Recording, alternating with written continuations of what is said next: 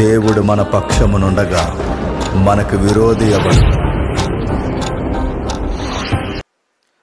మన మధ్యలోకి మన గెస్ట్ స్పీకర్ అయిన బ్రదర్ పి జేమ్స్ గారు ఇప్పుడే మన మధ్యలోకి వచ్చినారు. అన్నగారిని వేదిక మీదకి ఆహ్వానిస్తున్నాము. అందరూ కూడా చప్పట్లు కొట్టి గట్టిగా అందరిని ఆహ్వానించాల్సిందిగా కోరుచున్నాం. అలాగే అన్నతో పాటు వచ్చిన ప్రసాద్ అన్నగారు, అలాగే శ్రీని అన్నగారు కూడా వేదిక మీదకి ఆహ్వానిస్తున్నాం.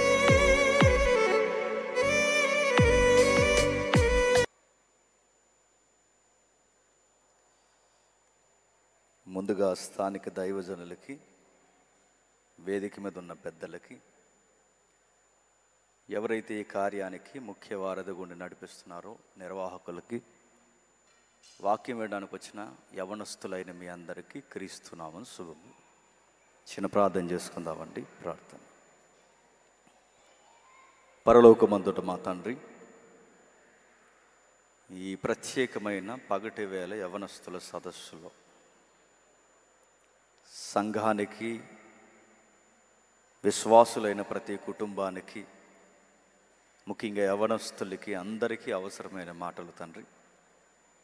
పురాతనమైన సంగతుల్లో నుంచి మమ్మల్ని మేము తండ్రి ఒక్కసారి పరీక్షించుకోవడానికి మాతో, మా అందరితో మీరు మాట్లాడండి తండ్రి. క్రైస్తవ సదస్సులు కేవలం కాలయాపనకి జరిగేవి కాదని మా మూలాలు మేము జ్ఞాపకం చేసుకుంటూ తండ్రి, తర్వాత తరానికి మేము అందించాల్సిన బాధ్యత కలిగిన తండ్రి కూటములను తండ్రి గుర్తెరిగి ప్రతి ఒక్కరూ శ్రద్ధతో ఇది మా మాట కాదని, ఇది సర్వోన్నతుని యొక్క మాటని గౌరవించి తండ్రి లోబడి, ఏ అరమరికలున్నా, ఏ చీకటి పరిస్థితులున్నా తండ్రి వాక్యము ద్వారా తమ్మును తాము భద్రం చేసుకునే ధన్యత ఇవ్వండి తండ్రి. ఇంతమంది కష్టపడి ప్రయాసపడి తండ్రి ఈ కార్యాన్ని తండ్రి రూపుదాల్చారు తండ్రి. ఎందరు వింటున్నారో వారందరితో మీరు మాట్లాడండి. ముఖ్యంగా నూతన ఆత్మలను తండ్రి మీ రాజ్యంలోనికి చేర్చండి తండ్రి. ఈ వాక్యము ద్వారా తండ్రి కొత్త వ్యక్తులను తండ్రి సంఘానికి చేరుస్తారని కోరుతూ నన్నును మమ్మల్ందరూ తండ్రి మీ చేతులకు అప్పగించుకుంటూ క్రీస్తునామని ప్రార్థన సమర్పిస్తున్నాం తండ్రి. ఆమె. నా వాయిస్ అందరికీ క్లియర్గా ఉందా? అందరికి అర్థం అవుతుందా? ఓకే. ఏకో తీసాను బ్రదర్. ఏకో అక్కడ ఉందా? మ్యూజిక్ టీం ఎక్కడ ఉందా? ఏకో తీసేసి. అంటే కొన్ని విలువైన సంగతులు విందాం. ఇది ప్రత్యేకమైన యవనస్తుల సదస్సు. నిజానికి చాలా సున్నితమైన సంగతులు వాక్యంలో మనకు రాయబడ్డాయి. యవనస్తుల యొక్క వ్యక్తిగత జీవితాల గురించి నేను మాట్లాడదాం అనుకున్నాను, కానీ వాటన్నిటికన్నా ప్రాముఖ్యముగా చరిత్రతో ముడిపడిన కొన్ని సంగతులు మీ ముందుకి యవనస్తులకి, అటు పెద్దలకి, ఇటు విశ్వాసులకు, కుటుంబాలకి అందరికీ అవసరమైన సంగతులు మాట్లాడుకోవడం శ్రేయస్కరమని నాకు అర్థమవుతుంది. అందుకే కావలసిన సంగతులు, మనకు చరిత్ర నేర్పించే సంగతులు మనం నేర్చుకుందాం. చూద్దాం ఒకసారి. తిమోతికి రాసిన మొదటి పత్రిక, అపోస్తుడైన పౌలు తిమోతికి రాసిన మొదటి పత్రిక మొదటి అధ్యాయం, తిమోతికి రాసిన మొదటి పత్రిక మొదటి అధ్యాయం 3వ వచనం నుండి ఎవరైనా చదువుతారా? నేను మాసిదోనియాకు వెలుచుండగా సత్యానికి భిన్నమైన బోధ చేయొద్దనియు, కల్పనా కథలను, మితము లేని వంశావళులను, విశ్వాస సంబంధమైన దేవుని ఏర్పాటుతో కాక వివాదములతోనే సంబంధము కలిగి ఉన్నవి గనక వాటిని లక్ష్య పెట్టొద్దనియు, కొందరికి ఆజ్ఞాపించుటకు నీవు ఎఫెసీలో నిలిచి ఉండవలనని నిన్ను హెచ్చరించిన ప్రకారము ఇప్పుడును హెచ్చరించుచున్నాను. ఆగుదాం. తెలుగు అక్షరాలు తెలుసు కనుక చదువుకుంటున్నాం. బైబిల్ని చదివే అలవాటు ఉంది కనుక చదువుకుంటున్నాం. సిగ్గు లేకుండా ప్రశ్నించుకుందాం, చదివింది మనకేమన్నా అర్థమైందా? నిజాయితీగా ఒప్పుకుందాం, మనకేం అర్థం అవ్వలేదు. మనతో వచ్చిన గొడవ ఏంటంటే, మనకి వాక్యం అర్థం కాకపోయినా ధైర్యంగా బతికేస్తాం. ఈ సొసైటీలో నీకు ఏం అర్థం కాకపోయినా పర్లేదు, ఒరిగేది లేదు, పోయేది లేదు. ఎందుకంటే దీనివలన ఉపయోగం ఏమీ లేదు. సొసైటీలో ఏం అర్థం కాకపోయినా వాక్యము అర్థం కాలేదంటే అర్థం కాలేదు అంతే. మనం ఎక్కడ యాక్టింగ్ చేసినా చెల్లిపోద్ది. జాబ్లో ఉన్నాం అనుకోండి, జాబులో పూర్తిగా మనకు వర్క్ రాకపోయినా నలుగురితో కలిసి అలా అలా అంటే వెళ్ళిపోతుంది ఉద్యోగం ముందుకి. నీ క్లాస్ రూమ్లో నువ్వు కూర్చున్నప్పుడు కొంతమంది స్టూడెంట్స్ చూడండి, అస్సలు టీచర్ వైపుకి మాస్టర్ వైపు చూడరు, పెళ్లి కూతురు మాదిరి తలదించుకుని ఉంటారు. ఎందుకంటే ఆ గంట అలా ఓపిక పడితే ఆ పీరియడ్ అయిపోద్ది, స్టడీ అయిపోతుంది అంతే. కొన్నిసార్లు కొన్ని ప్రాంతాల్లో మనకేమీ తెలియకపోయినా ఎస్ నేను అది అనుకుంటున్నాను అంటే నడిచిపోద్ది. ఇది అన్ని సెక్టార్లో కుదురుద్దేమో కానీ వాక్యం దగ్గర కుదరదు. వాక్యం దగ్గర తెలియదంటే తెలియదంతే, తెలుసు అంటే తెలుసు. మనం నిజాయితీగా ఒప్పుకుందాం. ఇప్పుడు చదివిన వాక్యం మనకేమైనా అర్థమైందా? మనకేం అర్థం, కానీ చదువుతాం. రాను రాను క్రైస్తవ ట్రెడిషన్ ఎలా మారిపోయిందంటే బైబిల్ చదవడం మానేశారు, ఎప్పుడో మానేశారు. స్కూల్ పిల్లలు టెక్స్ట్ బుక్లు స్కూల్కి ఎలా పట్టుకెళ్తారో చర్చ్కి కూడా మనం వస్తున్నప్పుడు టెక్స్ట్ బుక్ మాదిరి తెస్తాం. ఏంటి చెప్పండి? బైబిల్ అంతే. దాన్ని చదవం మనం. దాని సందర్భం ఏంటి, దాన్ని ఎందుకు రాస్తున్నారు, ఆ రచయిత యొక్క ఉద్దేశం ఏంటి, ముఖ్యంగా ఈ పుస్తకం మనం చదువుతున్నప్పుడు దేవుడు మనతో ఏం మాట్లాడాలనుకుంటున్నాడు, ఇవే సందర్భాలు మనం లెక్కల్లోకి తీసుకోం, కానీ చదువుతాం. ఒక ఉదాహరణ చెప్తాను వినండి. చిలక జ్యోతిష్యం చెప్తారు, తెలుసు కదండి. భవిష్యత్తు చెప్తుంటారు. 4-5 కార్డులు తెచ్చి చిలకన బోన్లో నుంచి వదిలి అది సీరియస్గా చిలక వచ్చిన తర్వాత ఆ కార్డు బయటకు తీస్తే ఆ కార్డును చూసి ఆ చిలక జ్యోతిష్యం చెప్పేవాడు మన భవిష్యత్తు చెప్పేస్తాడు. చెప్పడానికి ఆడికి తిరం లేదు, వినడానికి ఆడు సీరియస్గా చెప్పేస్తుంటే మనం సీరియస్గా వినేస్తుంటాం. నడుతున్నాం. ఒక కార్డు మన లైఫ్ని డిసైడ్ చేస్తుందా? కానీ నమ్ముతున్నాం. ఇది గమనించండి. చిలక జ్యోతిష్యం చెప్పేవాడు ఒక కార్డు తీసుకుని తన ఫ్యూచర్ అందులో ఉందని ఎలా మురిసిపోతాడో, క్రైస్తవ చిలకలన్నీ చర్చకు వస్తాయి. ఎప్పుడు చెప్పండి? కార్డులు తీసుకోవడానికి. ఎప్పుడు చెప్పండి? 31st వస్తాయి. ఈ క్రైస్తవ చిలకలన్నీ 31st వచ్చి కార్డులు ఏరుకుంటాయి. అంటే నెక్స్ట్ 25 నా లైఫ్ ఎలా ఉండబోతుంది ఎందులో చూసుకుంటారు? నేను అడుగుతున్నాను. వాగ్దానం కార్డులో నీ లైఫ్ డిసైడ్ అయిపోద్దా? నేను వాగ్దానం కార్డులు తీసుకోవద్దని చెప్పట్లేదు, కానీ ఆగిపోవద్దని చెబుతున్నా. ఒక కార్డు తీసుకుంటే దానికి ఒక సందర్భం లేదా? దాన్ని పట్టుకుని వెళ్ళిన తర్వాత ఆ వచనం ఎక్కడ రాయబడినది ఏమి చదవా? దాని అధ్యాయం ఏంటి, దాని యొక్క నేపథ్యం ఏంటి, పై వచనాలు ఏంటి, కింద వచనాలు ఏంటి, ఎవరి కోసం రాయబడ్డాయి, ఇవేమి చూడరండి. ఎప్పుడో వదిలేశారు. ఆ ఒక్క వాగ్దానం కార్డు తీసుకుని నా ఏడాదికి ఇదే లైసెన్స్ అనుకుని తిరిగితే మరి 66 పుస్తకాలు ఏం చేస్తావు? అది నీకు సంబంధం లేదా? క్యాలెండర్ల మీద వాక్యాలు చదివే వాళ్ళు ఉన్నారు, వాగ్దానం కార్డుల మీద వాక్యాలు చదివే వాళ్ళు ఉన్నారు. ఎవ్రీడే బైబిల్ చదివే వాళ్ళు ఎక్కడున్నారంటే లేరు, తగ్గిపోయారు. అందుకే కొన్ని వాక్యాలు ఎందుకు చదువుతున్నాం మనకి తెలియదు. ఉదాహరణ చెప్తాను వినండి. 31st చర్చిల్లో చాలా బిజీ షెడ్యూల్ ఉంటుంది. పాస్టర్ గారికి ఎక్కడ లేని బర్డెన్ ఉంటుంది కొన్ని చర్చెస్లో.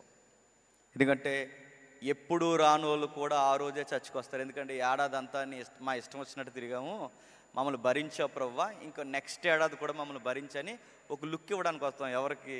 దేవునికి. ఈ భక్తులందరూ అప్పుడు వస్తారు. వచ్చినప్పుడు మరి వాళ్ళందరికీ ఈ రెండం కాబట్టి అలా పంపించేస్తే కుదురుతుందా? బడాకానా అరేంజ్ చేస్తారు, బిగ్ భోజనం బడాకానా. దానికి ఎంతో ప్రాజెక్ట్ ఉంటుంది. అక్కడితో అయిపోతుందా? వచ్చిన వాళ్ళు మాట్లాడాలి, కొత్త వాళ్ళతో మాట్లాడాలి. పాస్టర్ గారికి 70 పనులు ఉంటాయి తలకి. ఆ టైంలో పాస్టర్ గారు ఏం చేశారంటే ఆడవారికి మగవారికి వాగ్దానం కార్డులు రెడీ చేశాడు. ఈ వాగ్దానం కార్డులు రెడీ చేసిన తర్వాత పాస్టర్ గారికి ఎన్నో పనులు ఉంటాయి కదా, బయటికి వెళ్ళి వద్దాం అనుకున్నాడు. ఈ వెళ్ళొద్దాం అనుకునే టయానికి ఒక కుర్రగాడి గారి కార్డులు జాగ్రత్తగా సాయంత్రం మనం చర్చిలో అందరికీ పంచాలి, వర్షిప్ అయిన తర్వాత లేకపోతే తర్వాత ఎప్పుడు కాబట్టి మనకు పంచుదాం, జాగ్రత్తగా ఉంచరా అంటే ఈ కుర్రగాడు కంగారుగాడు. చర్చిలో కొంచెం కంగారు కుర్రగాళ్ళు ఉంటారు కదండి, అలా అడ్డోడికి ఇచ్చాడు. ఈ కుర్రగాడు ఏం చేశాడంటే కలిపేశాడు. ఈ కలిపేశాడన్న సంగతి పాస్టర్ గారికి చెప్పాలి కదండి, చెప్పలేదు. ఇది పాస్టర్ గారికి తెలియదు. పాస్టర్ గారు తెలియకుండా ఏం చేస్తారంటే వాగ్దానం కార్డులు లైన్గా ఇచ్చేస్తున్నాడు.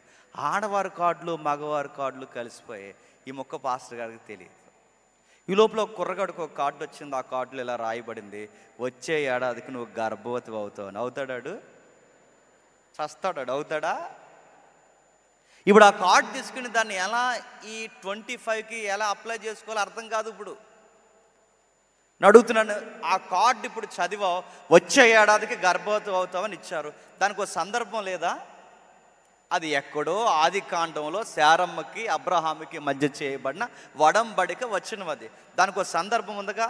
అలాంటి వచనాన్ని ఎవరికో కొత్తగా పెళ్ళైన వారికో పిల్లలు లేని వారికో ఎవరికో పాస్టర్ గారు ఇద్దామని ఆ రిఫరెన్స్ని బయటికి తీశాడు. దీని సందర్భం ఏం చూడకుండా ఈ కార్డ్ నాకే అంటే నీకు అప్లై అవుతుందా? అందుకే బైబుల్ని సందర్భానుసారంగా చదవాలి. ఇప్పుడు మనం ఈ వచనాలు కదిపాం. ఏంటి దీని సందర్భం ఏంటి? దీని వెనకాల ఒక చరిత్ర ఉంది, రాయబడిన చరిత్ర ఉంది. ఆ చరిత్రను మనం జాగ్రత్తగా చూసినప్పుడే ఈ నిగూఢమైన సత్యాలు మనకు అర్థమవుతాయి. ఏం రాస్తున్నాడు? 3వ అధ్యాయం. నేను మాసిదోనియాకు వెలుచుండగా సత్యమునకు భిన్నమైన బోధ చెయ్యొద్దనియు, కల్పనా కథలను, మితము లేని వంశావళులను, విశ్వాస సంబంధమైన దేవుని ఏర్పాటుతో కాక వివాదములతోనే సంబంధము కలిగి ఉన్నవి కనుక వాటిని లక్ష్య పెట్టొద్దనియు, కొందరికి ఆజ్ఞాపించుటకు నీవు ఎఫెసీలో నిలిచి ఉండవలనని నేను హెచ్చరించిన ప్రకారం ఇప్పుడును హెచ్చరించుచున్నాను. అంటే ఎవరికో ఏదో విషయం చెబుతున్నారు. చెబుతున్న వ్యక్తి ఎవరు? పెద్ద అయిన అపోస్తుడైన పౌలు గారు. ఎవరికి చెబుతున్నాడు? ఆ పత్రిక టైటిలే ఉంది, ఏమని? తిమోతికి చెబుతున్నాడు. ఏ విషయాల కొరకు చెబుతున్నాడు? సంఘానికి కొన్ని నేర్పించవలసిన ప్రాముఖ్యమైన విషయాలు ఉన్నాయని ఒక యంగ్స్టార్కి ఒక సీనియర్ చెబుతున్నాడు. ఏమని చెప్తున్నాడు? జాగ్రత్త, సంఘము భవిష్యత్తు నీ చేతుల్లో ఉందని చెబుతున్నాడు. నా మాటలు క్లియర్గా ఉన్నాయా? హమ్మింగ్ వస్తుందా? అర్థమవుతుందా? నాకు చివరి వాళ్ళకి అర్థమవుతుందా నా మాటలు? Okay, right. అయితే ఈ రాయబడిన సంగతులు చూడండి. ఈ పత్రిక మనకు అర్థం కావాలంటే కాస్త వెనకాల నేపథ్యం తెలియాలి. ఎప్పుడైనా పౌలు రాసిన పత్రికలు కానీ అపోస్తులు రాసిన పత్రికలు కానీ మనకు అర్థం కావాలి అంటే ఈ పత్రికల యొక్క పునాదులు అపోస్తుల కార్యములో ఉంటాయి. ఎక్కడుంటాయి? అపోస్తుల కార్యములు. అపోస్తుల కార్యాలు మీకు అర్థమైతేనే ఏ పత్రిక ఎప్పుడు రాయబడిందో అర్థమవుతుంది. అంటే ఇప్పుడు ఈ తిమోతి మొదటి పత్రిక మనకు అర్థం కావాలి అంటే దీని బ్యాక్గ్రౌండ్ ఎక్కడుంది? అపోస్తుల కార్యాల్లో ఉంది. ఈ అపోస్తుల కార్యాల్లో ఒక విషయం జరుగుద్ది, టూకీగా చెప్తాను వినండి. ఆ రోజుల్లో ఎఫెసీ అనే ఒక మహాపట్నం ఉంది, చాలా పేరుగాంచిన పట్టణం. మహా కట్టడాలకి ఆ రోజుల్లో పెట్టింది పేరు ఎఫెసీ ప్రాంతం. ఆ ఎఫెసీ ప్రాంతంలో పేరు మోసిన ఒక పెద్ద దేవాలయం ఉంది. ఆ దేవాలయంలో యెహోవా ఉండడు. ఆ దేవాలయంలో మన బైబిల్ దేవుడు ఉండడు. ఆ దేవాలయంలో ఎవరు ఉంటారంటే అర్తిమీదేవి ఉంటుంది. ఎవరు? అర్తిమీదేవి. ఇంగ్లీష్లో ఆవిడ్ని డయానా అంటారు. ఎక్కువ ఈ foreigners Diana angel, Diana names పెట్టుకుంటారుగా. అదేదో పెద్ద ఏంజిల్ నేమ్ అనుకోకండి, దేవత పేరు అది. బ్రదర్ ఈ పంక తీసేయండి. నాకు ఫోటోలు కావద్దు, నేనేం పెళ్లి సూట్లకి ఏమి వెళ్ళట్లేదు. ఇదంతా తీసి పడండి, పక్కన పెట్టండి. వాక్యాన్ని డిస్టర్బ్ చేయకండి. దాన్ని ఆపండి, సగం సౌండ్ అదే చేస్తుంది. ఓకేనా? చూసారా డిస్టర్బెన్స్ అవుతున్నాం, తీసేసి ఆపేయండి దాన్ని.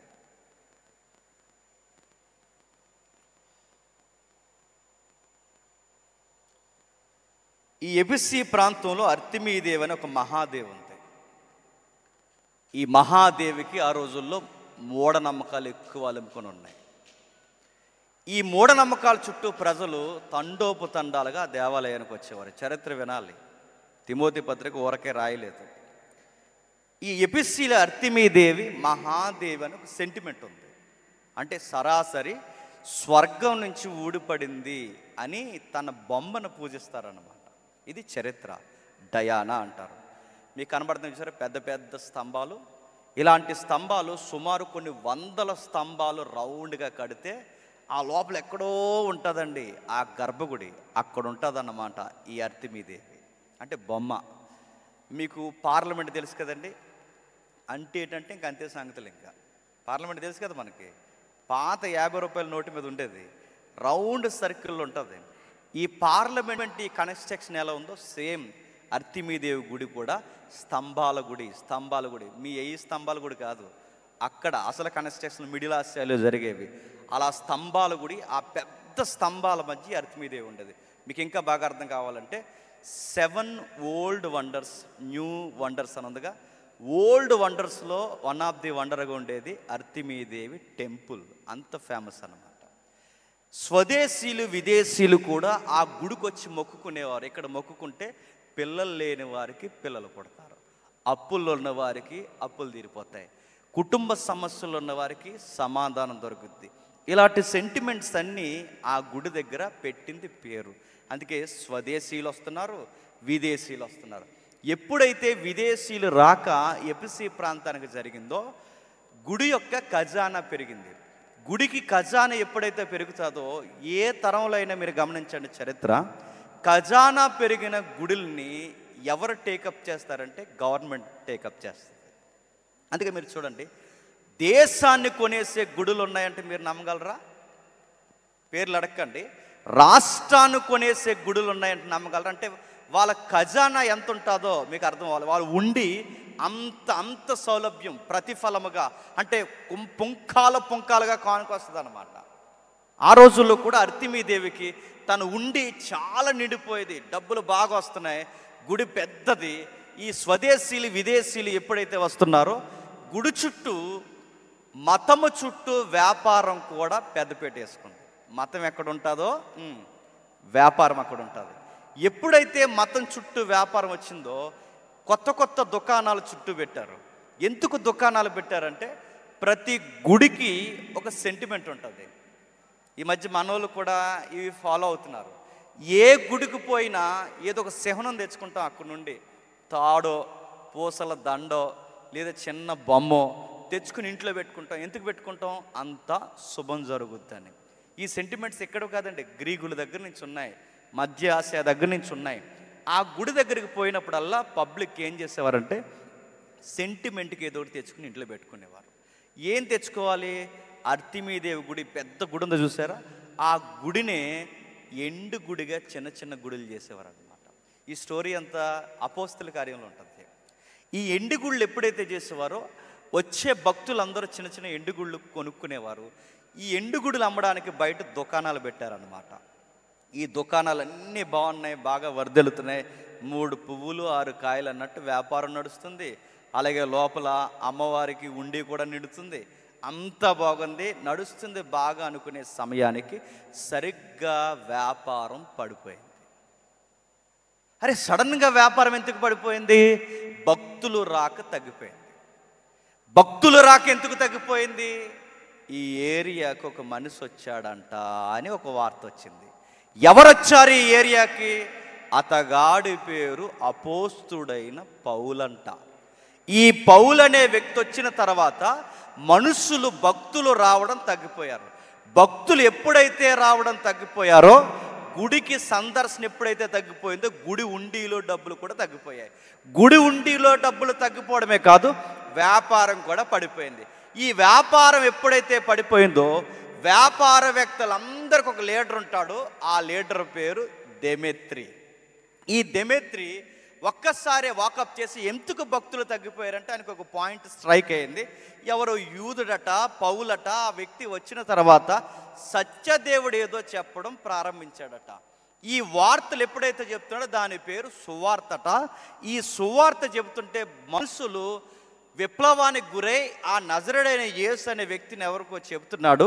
ఆ వ్యక్తిని నమ్ముకోవడానికి ప్రజలు ప్రారంభించారట. అంతే, ఎప్పుడైతే ఈ పౌలు అనే వ్యక్తి వచ్చాడో మన భక్తులు తగ్గిపోయారు, వ్యాపారాలు పడిపోయాయి, ఎంత నష్టం జరిగింది కనుక ఆ పౌలు అనేవాడు ఎక్కడ ఉన్నాడో లాక్కురండి అన్న ఒక పెద్ద మీటింగ్ పెట్టారు. ఆ రోజుల్లో అర్తిమీదేవి గుడితో పాటు ఎబిసి ప్రాంతంలో పెద్ద నాటకశాల ఉండేదట. నాటకశాల అంటే వీళ్ళు పెద్ద పెద్ద మీటింగ్లు పెట్టుకుంటారనమాట. ఇంతమంది ఈ నాటకశాలలో ఎంతమంది కూడుకుంటారంటే 25,000 మంది కూడుకుంటారట. ఎంతమంది? 25,000 మంది. ఇప్పుడు 25,000 మంది ఇంత పెద్ద మీటింగ్ ఎవరి కొరకు పెట్టారంటే చెప్పండి, ఒక్కడి కోసం పెట్టారు. ఆ ఒక్కడెవరు చెప్పండి? అపోస్తుడైన పౌలు. ఎందుకు పెట్టారు? పౌలు గారిని దొమ్మిలో కొట్టేద్దామని ప్లాన్ చేశారండి. పౌలు గారిని ఎలాగైనా తీసేయాలి. ఎందుకంటే ఈ మనసు వచ్చిన తర్వాత విచిత్రమైన ప్రసంగాలు చెప్తున్నాడు. ఏమని చెప్తున్నాడంటే, చేతులతో చేయబడినవి దేవతలు కాదనియు, మనము సృష్టించుకున్న ఎండి బంగారముల్లో దేవత్వం లేదనియు, సృష్టికర్త మనల్ని సృష్టించాలి తప్ప మనం సృష్టించుకున్న సృష్టికర్త కాదనియు ఎప్పుడైతే ఈ ప్రసంగాలు చెబుతున్నాడో భక్తులలో నిజమే కదా అని నిజ దేవుడిని నమ్మడం ప్రారంభించారు. ఎప్పుడైతే ఈ ప్రజలు నమ్ముతున్నారో వీళ్ళందరూ గుడికి వెళ్ళడం మానేసి పౌలు దగ్గర కూర్చొని వాక్యాలు వినడం స్టార్ట్ చేశారు. ఈ గుంపుకి ఆ రోజుల్లో పెట్టిన పేరే సంఘము. ఏంటది? సంఘం. అంటే ఇప్పుడు అలా పోయే భక్తులందరూ ఇక్కడికి వచ్చి కూర్చుంటే ఈ గుంపుకి పెట్టిన పేరు సంఘము. ఈ సంఘానికి ఒక అడ్రస్ ఇచ్చారు ఆ రోజుల్లో. ఆ అడ్రస్ పేరే ఎఫెసీ సంఘం. ఏ సంఘము? ఎఫెసీ సంఘం. అంటే ఎఫెసీ సంఘం అనేది ఎలా పుట్టింది? ఆ అన్యులు మారి ఇక్కడ కూర్చుంటే ఈ అన్యులు గుంపుకి పెట్టిన పేరు క్రీస్తు సంఘం అయితే అడ్రస్ ఎఫెసీ సంఘం అయిందనమాట. ఇప్పుడు ఈ సంఘాన్ని నడిపించడానికి పౌలు గారు పెద్దల్ని ఎంపిక చేశాడు. నా మాటలు అర్థమవుతున్నాయి లేదు? మీకు అర్థమవుతుంది. కొంతసేపు అర్థమైనా అర్థం అవ్వకపోయినా మొఖాలు అర్థమైనట్టు పెట్టండి, బండి ముందుకు వెళ్తుంది. మీరు క్వశ్చన్ మార్క్ పెట్టారనుకోండి, మళ్ళీ చెప్పిందే చెప్పిన అక్కడే తిరుగుతాను. కొంతసేపు అర్థమైన తర్వాత మొత్తం మీకు అర్థమవుద్ది. అలా ఓపికగా వినండి. ఓకే. అయితే ఈ సంఘం ఫామ్ అయింది. ఈ లోపు పౌలు గారిని తీసేద్దాం అనుకున్నారు. ఎందుకంటే వ్యాపారాలు పడిపోయాయి, అర్తిమీదేవి గుడి లాస్ అయిపోతుంది. పౌలు గారిని ఎప్పుడైతే మట్టు పెట్టాలనుకున్నారో పౌలు గారి కౌరు పంపి ఎక్కడున్న అబ్బాయిని లాక్కిరండి అన్నారు. పౌలు గారిని వెళ్ళొద్దని పరిశుద్ధులు సంఘం ఆపేశారు. ఎందుకంటే మీలాంటి వారు లేకపోతే సంఘానికి భవిష్యత్తు ఉండదు. మీలాంటి వారు ఉండాలి. మీలాంటి వ్యక్తులు సంఘం క్రీస్తు కొరకు పనిచేయాలి. దయచేసి మీరు వెళ్ళొద్దని బలవంతంగా పౌలు గారిని ఆపేశారు కాబట్టి ఆగిపోయాడు. కానీ లేకపోతే ఖచ్చితంగా ఈ మనిషి ఎక్కడికి వెళ్తాడు చెప్పండి? 25,000 మంది కాదు, 50,000 మంది ఉన్నా ఆ మధ్యకెళ్ళి మళ్ళీ ఇదే ప్రసంగం చెప్తాడు పౌలు గారు. భయం లేని మనిషి అండి సువార్త చెప్పడానికి. వెళతాడు. ఆపేశారు. పౌలు గారికి గవర్నమెంట్ సెక్టార్లో ఉన్న ఆఫీసర్ కూడా ఫ్రెండ్స్ ఉన్నారు.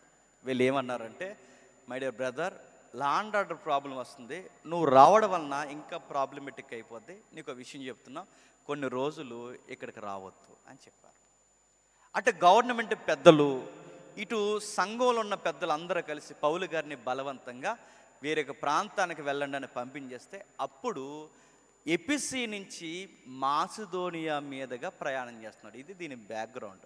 నా మాటలు అర్థమవుతున్నాయా? అంటే ఇప్పుడు మాసిదోనియా మీదుగా ఎందుకు వెళుతున్నాడు? ఇప్పుడు యెరూషలేముకి వెళ్ళాలనుకుంటున్నాడు. యెరూషలేముకి ఎందుకు వెళ్తాడు? ఎందుకంటే యెరూషలేములో ఎవరున్నారు చెప్పాలి. ఇవి మినిమం క్రిస్టియన్ బేసిక్స్ అంటారు వీటిని. ఇది తెలియకుండా తగునమ్మా అని బైబిల్ అట్టుకుని తిరిగితే పరలోకం అంటది, ఎవడరా నువ్వు అని అడుగుతుంది. గుర్తుపెట్టుకోండి, తెలియాలి. ఇవి స్టాండర్డ్ జీకే లాంటివి. యెరూషలేములో ఎవరుంటారు? 12 మంది ఉంటారు. వాళ్ళకు ఒక పేరు ఉంది చెప్పండి, అపోస్తులు, పెద్దలు ఉంటారు. ఈ పెద్దల్ని పౌలు కానీ, తిమోతి కానీ, బర్నబా కానీ వీళ్ళ వర్క్ చేసిన తర్వాత ఇన్ఫర్మేషన్ ఎక్కడికి ఇచ్చేవారంటే పెద్దలకు చెప్పేవారు అనమాట. ఇప్పుడు పెద్దల్ని కలవడానికి వెళుతున్నాడు. ఈ పెద్దల్ని కలవడానికి వెళుతున్నప్పుడు ఖచ్చితంగా యెరూషలేము వెళుతున్నప్పుడు సరిగ్గా రూట్లో టచ్ అయ్యే ఏరియాయే మాసిదోనియా అన్నమాట. అంటే ఈ టౌన్ దాటిన తర్వాతే జెరూసలేం టౌన్కి వెళ్ళాలి. అయితే ఈ టౌన్కి వెళ్ళడానికి ఒక ముఖ్యమైన కారణం ఉంది. అక్కడ ఒక ప్రేయర్ రిక్వెస్ట్ ఉంది. ఎప్పటి నుంచో కొన్ని దినాలుగా, నెలలుగా ఒక తల్లి నది ఒడ్డు నుండి ప్రార్థన చేస్తుంది. ఎవరు ఆవిడ చెప్పండి? అది ఎవరు చెప్పారు? లూదియా. ఎవరు? లూదియా గారు ప్రార్థన చేస్తున్నారు. ఆవిడ చాలా రిచ్ బిజినెస్ చేస్తుందండి. కానీ ఎంత రిచ్ బిజినెస్ చేసినా కానీ ఈవినింగ్ ప్రేయర్ మాత్రం మాందంట. మనము బిజినెస్ చేస్తే మన మొఖాలకు ప్రేయర్ ఉండదు, ప్రేయర్ చేస్తే చెప్పండి ఇంకే పని పాట ఉండదు మనకి. రెండు ఉండాలి, గుర్తుపెట్టుకోండి. సొసైటీలో క్రిస్టియానిటీ అనగానే ప్రతి సెక్టార్లో ఉండాలి.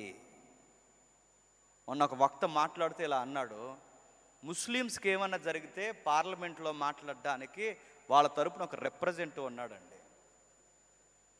హైందవులకి ఏమన్నా జరిగితే వాళ్ళ తరపున మాట్లాడడానికి ఎమ్మెల్యేలు ఎంపీలు ఉన్నారండి, లోకల్గాను సెంట్రల్లోను. క్రిస్టియన్స్కి ఏమన్నా జరిగితే మాట్లాడడానికి ఒక్క రిప్రజెంటేటివ్ మనకు ఉన్నాడండి. తలక మాసిన వాళ్ళు అందరూ ఉన్నారు మనకి. ఒక్క రిఫరెన్స్ మన క్రిస్టియన్ తరపున వాయిస్ ఇచ్చేవాడు అక్కడ ఉన్నాడండి, ఒక్కళ్ళు లేడండి. కానీ మొదటి శతాబ్దపు సంఘం తీరుతెన్నులు చూడండి, వ్యాపారవేత్తలు ఉన్నారు, అధికారులు ఉన్నారు, పోలీసులు ఉన్నారు.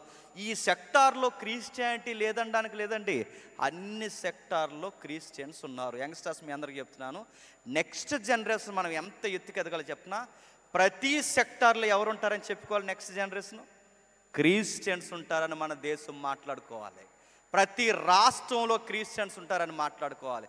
మనం ఎంత బద్ధకస్తులమంటే ఏ రోజు చదవం, ఎగ్జామ్స్ టైంకి పాస్టర్ గారి దగ్గరకు వచ్చి చెప్పండి ప్రార్థన చేయండి పాస్టర్ గారు అంటే, మరి సంవత్సరం అంతా ఏం చేశావు, టిక్ టాక్లు చూసావా, సంవత్సరం అంతా ఏం చేశావు, నీకు చదువు సంజయ్ లేదా, నీకు చదువు అవ్వకుండా ఇప్పుడు పాస్టర్ గారి దగ్గరకు వచ్చి గొప్ప ప్రార్థన చేస్తే పరలోకం నుంచి జవాబు పత్రిక వస్తుంది అనుకుంటున్నావా? చదువుకునే టైంలో చదువు, ఆ చదివేది ఎవరి కోసం చదువుతావు తెలుసా?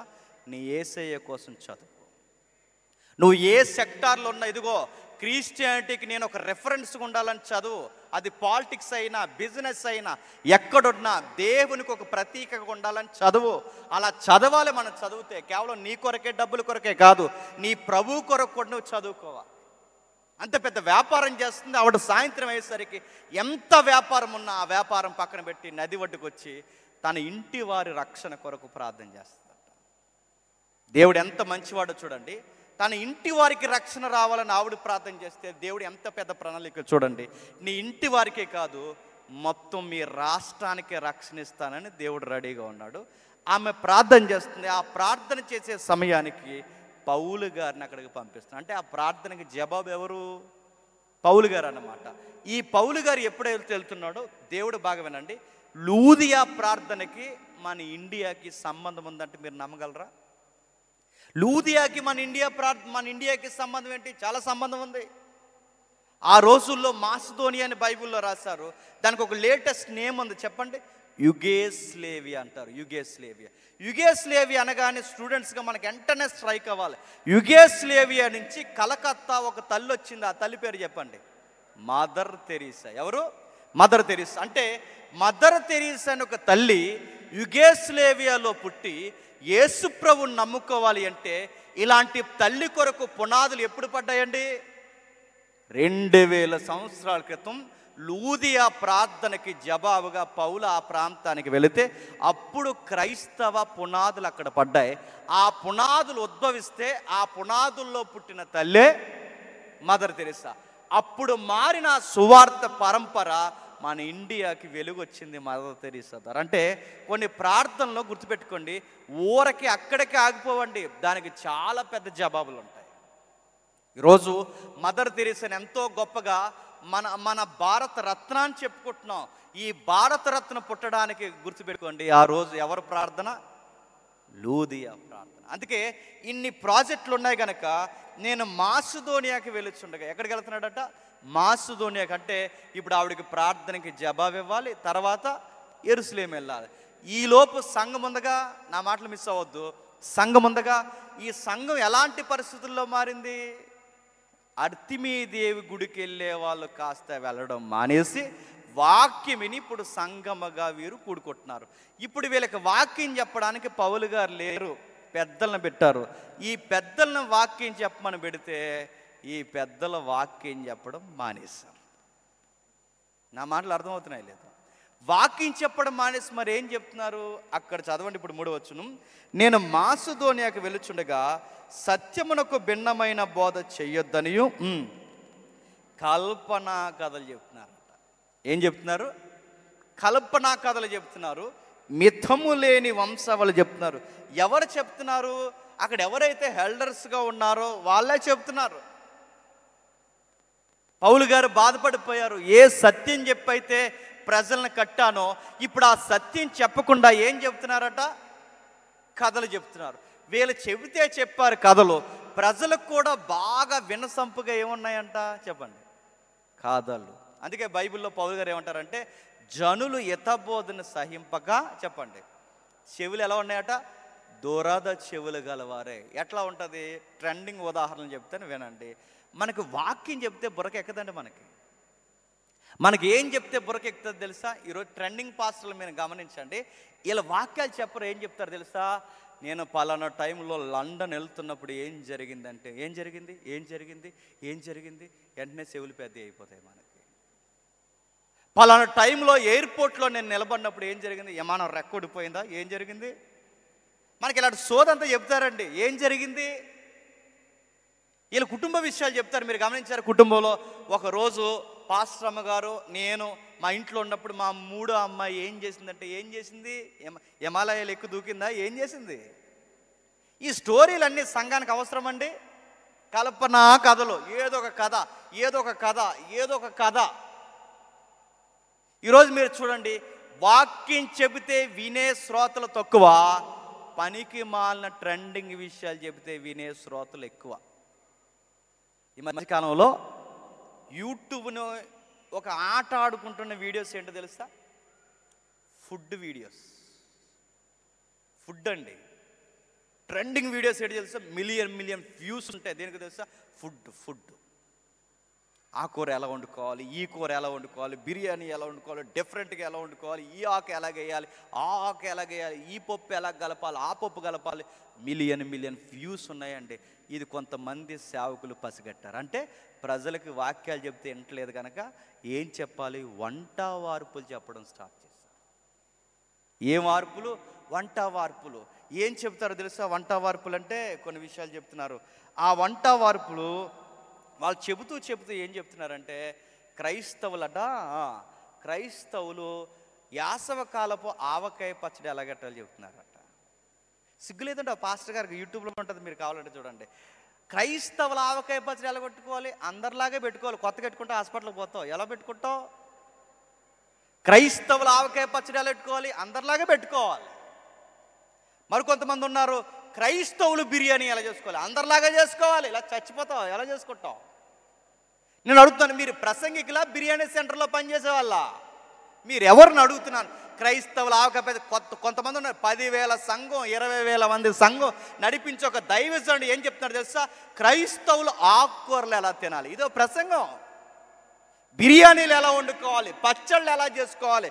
ఒక ఆవిడ ఉంది, తల్లి బాగా చెప్తుంది వాక్యం. ఆవిడకి ఏమైందో ఈ మధ్యకాలంలో, క్రైస్తవులు ఇదిగో కిచెన్ రూమ్ని ఎలా సర్దుకోవాలి నడుతుంది. ఏమనాలండి వీళ్ళందరూ?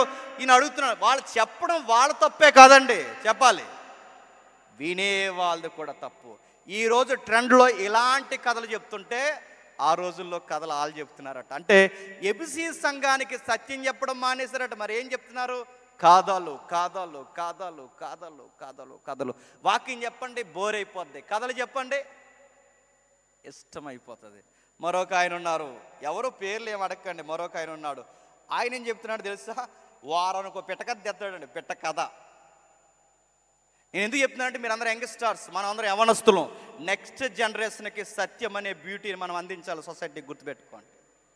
తర్వాత తరాలకి మనం సత్యం ఏంటో రుచి చూపించాలి. ఎందుకంటే మన కళ్ళ ముందు చూస్తున్న ఈ వ్యక్తులు సత్యం చెప్పడం మానేశారు. ఏం చెప్తున్నాడు తెలుసు? ఒక ఆయన వారానికి ఒక కథ చెప్తాడండి. నక్క బావ, పులి బావ, కొంగ బావ. అందరూ బావలే. నక్క బావ, పులి బావ, కొంగ బావ. ఇదో స్టోరీ చెప్పి, అదో నీతి కథ చెప్పి, దానికో రెఫరెన్స్ తగిలించి, ఇందులో నువ్వు పులిలాగా ఉన్నావా, నక్కలా ఉన్నావా, కుక్కలా ఉన్నావా అని అడుగుతాడు. ఈరోజు ప్రసంగం దేని మీద చెప్పండి? ఈ వారం ప్రసంగం దేని మీద చెప్పారు పాస్టర్ గారు అంటే, నక్క కోసం, కుక్క కోసం, పులి కోసం అడుగుతున్నాను. కుక్కల నక్కల కోసం మనకి ఎందుకండి? దీని మీద స్టోరీలు, కథలు. నక్క అడవిలో ఏటగాడు ఒంటరిగా వెళ్తున్నప్పుడు ఏం జరిగిందో తెలుసాను, కానీ మన చెవులు పెద్ద అయిపోతాయి. ఏం జరిగింది? డైనోసార్ వచ్చిందా? ఏం జరిగింది? ఇలాంటివన్నీ పెట్టినారండి. కథలు. వాక్యాలు చెప్పడం ఎప్పుడో మానేశారు. ఆ రోజుల్లో కూడా ఈ జాడ్యం దాపరించిందంట సంఘానికి. రెండవది వంశాల పిచ్చి. ఏముందట? మితము లేని మితము లేని వంశాలు, మితము లేని వంశాలు. మితము లేని వంశాలు అంటే ఇంకా అడ్డు అదుపు లేదు. వంశాలు చెప్పుకుంటారన్నమాట. ఏమని చెప్పుకుంటున్నారంటే, మేము ఏ వంశమో తెలుసా, మేము మోతుబర్ల వంశం మేము అని చెప్పుకుంటారట. ఇదిగో మా తాత మీసాల మీద చెప్పండి నిమ్మకాయలు నిలబెట్టేవాడు, మాది వరంగల్ మాది అని చెప్తారట. కాకతీయులు ఏమవుతారు తెలుసా, మాకు కాకతీయుల్లో ఒక ఆయన మా తాత ఉన్నాడని చెప్తారన్నమాట. ఇదిగో పలానా రాణి రుద్రమదేవి ఎవరనుకుంటున్నావు, మా బామ్మగారు అవుతారు ఏమనుకుంటున్నావు. ఇలాంటి బిల్డప్లు అన్నమాట ఆ రోజుల్లో. అంటే ఎక్కడికక్కడ బిల్డప్లు, ఇలాంటి బిల్డప్లు చెబుతున్నారు.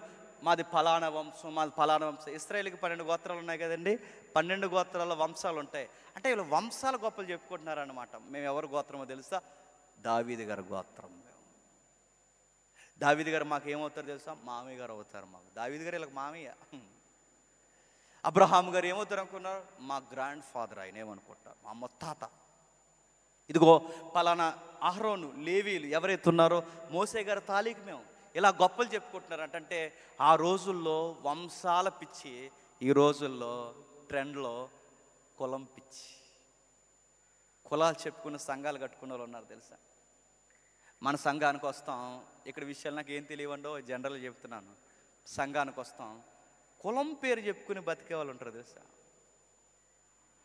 మేము కన్వర్టెడ్ క్రిస్టియన్స్ అండి. ఎందుకు ఆ పదం ఎందుకు చెప్తున్నావు అంటే, మేము అప్పర్ క్యాస్ట్ అండి అన్నాను. నేను అంటానండి, వీళ్ళంతా డ్రైనేజీ బ్యాచ్ అండి, క్యాస్ట్ అంతా చెప్పుకునే వాళ్ళందరూ. సంఘంలో కుల ప్రస్తావన ఉండొచ్చా? కులాలు, వంశాలు ఇవన్నీ సంతలో బాగుంటాయి, ఎక్కడ బాగో చెప్పండి, సంఘంలో బాగు. ఇందులో స్త్రీ అని లేదు, పురుషుడని లేదు, చిన్నోడని లేదు, పెద్దోడని లేదు. అందరూ ఎవరు చెప్పండి, సమానము, క్రీస్తునందు సహోదరులం, అంతే తప్ప క్యాస్ట్ అనే దానికి పెద్దపీట వేయకూడదు. ఏవే పెద్దమ్మా, ఇక్కడ చర్చ్ ఉంది, అక్కడ వరకు ఎందుకు వెళ్ళిపోతున్నాయి పెద్దమ్మ అంటే, మా ఈస్ట్లో కావడందే, మా వాళ్ళందరూ అక్కడికే పోతున్నారు బాబు అంది. మా ఊళ్ళందరూ, ఈ ఊళ్ళు అంటే ఏంటో తెలుసా, క్యాస్ట్. మా ఊళ్ళందరూ అక్కడ పోతుంది. వెళ్ళండి, మీ ఊళ్ళందరికి ముందు ఓలు, అందులో పోతారు అందరూ. కులాన్ని అడుగుతున్నాను, కులంతో పెట్టుకునే, కులంతో చచ్చి కట్టే వాళ్ళు లేరు, తప్పండి.